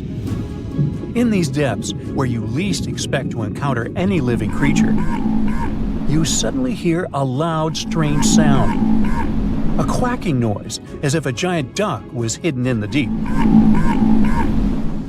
In 1960, researchers first recorded this sound and named it bioduck. Clever. For decades, they tried to unravel the mystery of its source. Was it a giant kraken? An extraterrestrial spaceship that had crashed into the ocean? A mysterious sea monster? Or perhaps an enormous duck? There were many versions, one more bizarre than the other. Oceanographers detected similar sounds in other locations as well. Off the western coast of Australia and near New Zealand, they recorded similar but higher-pitched signals, which they named bio-goose. It seems the creepy atmosphere of the story disappears with such names. Anyways, these sounds were not isolated incidents. They happened multiple times with consistent intervals. Many initially thought the source must be mechanical, given the regularity of the sounds. However, studying the oceans in the latter half of the 20th century was challenging because of limited technologies. Nevertheless, scientists persisted in collecting data on bioduck and biogoose, driven by their insatiable curiosity. As more data accumulated, so did the theories. But scientists eventually uncovered the mystery. Bioduck turned out to be a form of communication with a biological origin. When researchers analyzed the repeating sounds, they noticed that the signals never overlapped. One source would speak while the others remained silent, suggesting a form of communication. The question remained, which ocean creature possessed such an extraordinary method of communicating through varied frequency sounds? The answer, as many have guessed, is whales. Scientists compared the bioduck sound from Antarctica with the calls of minke whales and found striking similarities. The biogoose sounds from the waters off Australia and New Zealand likely belong to other species or very young minke whales. This discovery, however, only deepened the mystery. What purpose did these sounds serve? Were the whales discussing their dinner plans, laughing at the humans recording their voices, or perhaps sharing deep insights about the universe? The possibilities were endless, but the most astonishing revelation was that humans might one day learn to communicate with these magnificent creatures. Communicating with whales is no longer a far-fetched idea. Scientists from the University of California have already established contact with a humpback whale named Twain.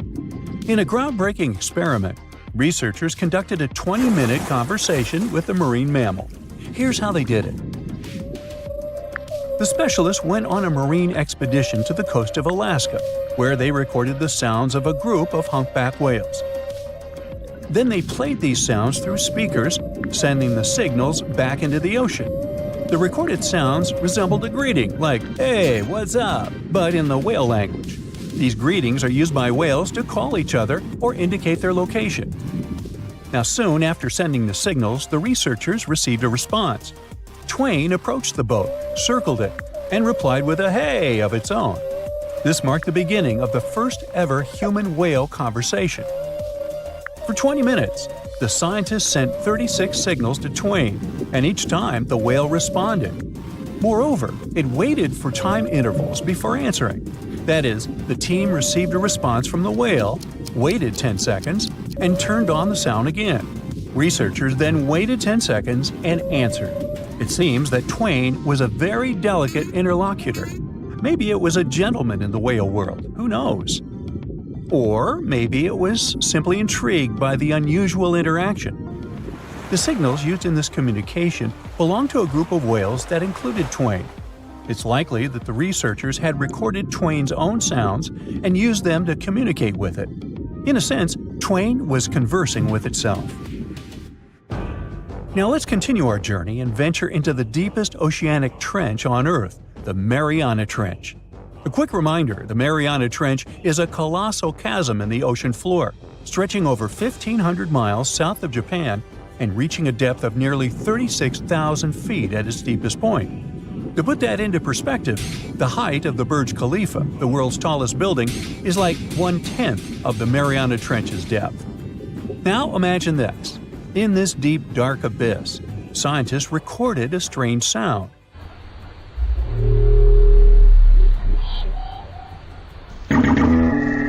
Unlike bioduck, this sound resembled something from a science fiction movie, a low rumble, followed by a metallic ping, reminiscent of the sounds made by spaceships in sci-fi movies.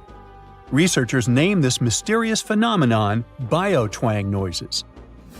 Scientists first detected this strange sound in 2014 during an acoustic survey of the Mariana Trench, and they quickly identified its source: whales, specifically Bride's whales.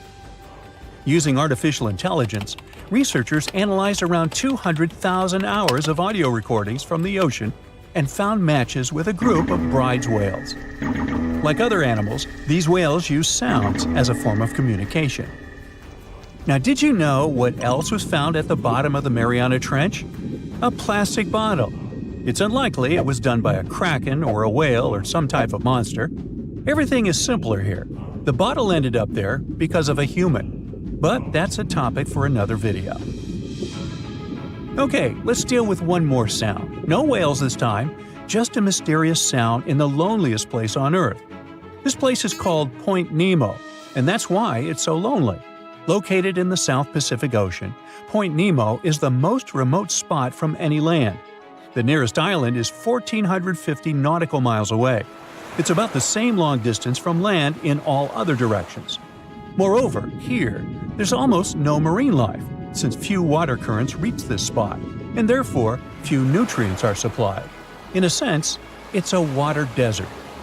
And so, in 1997, oceanographers recorded a very strange and frightening sound coming from the depths in the area of Point Nemo.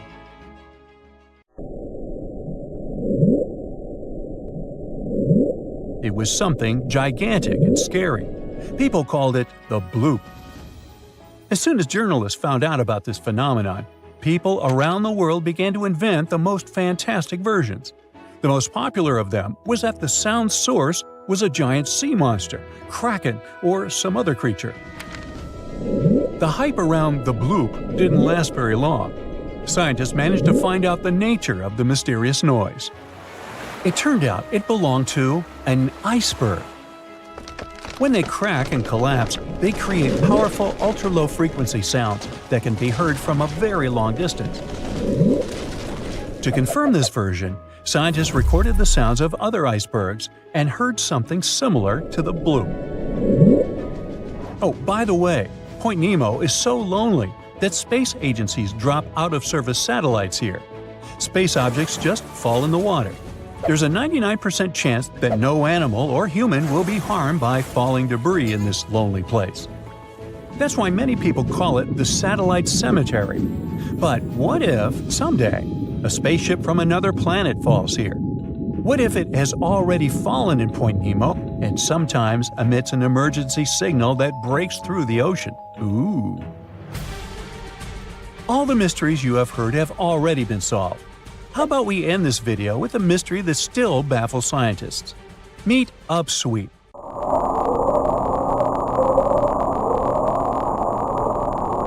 One of the most mysterious sounds ever recorded in the ocean.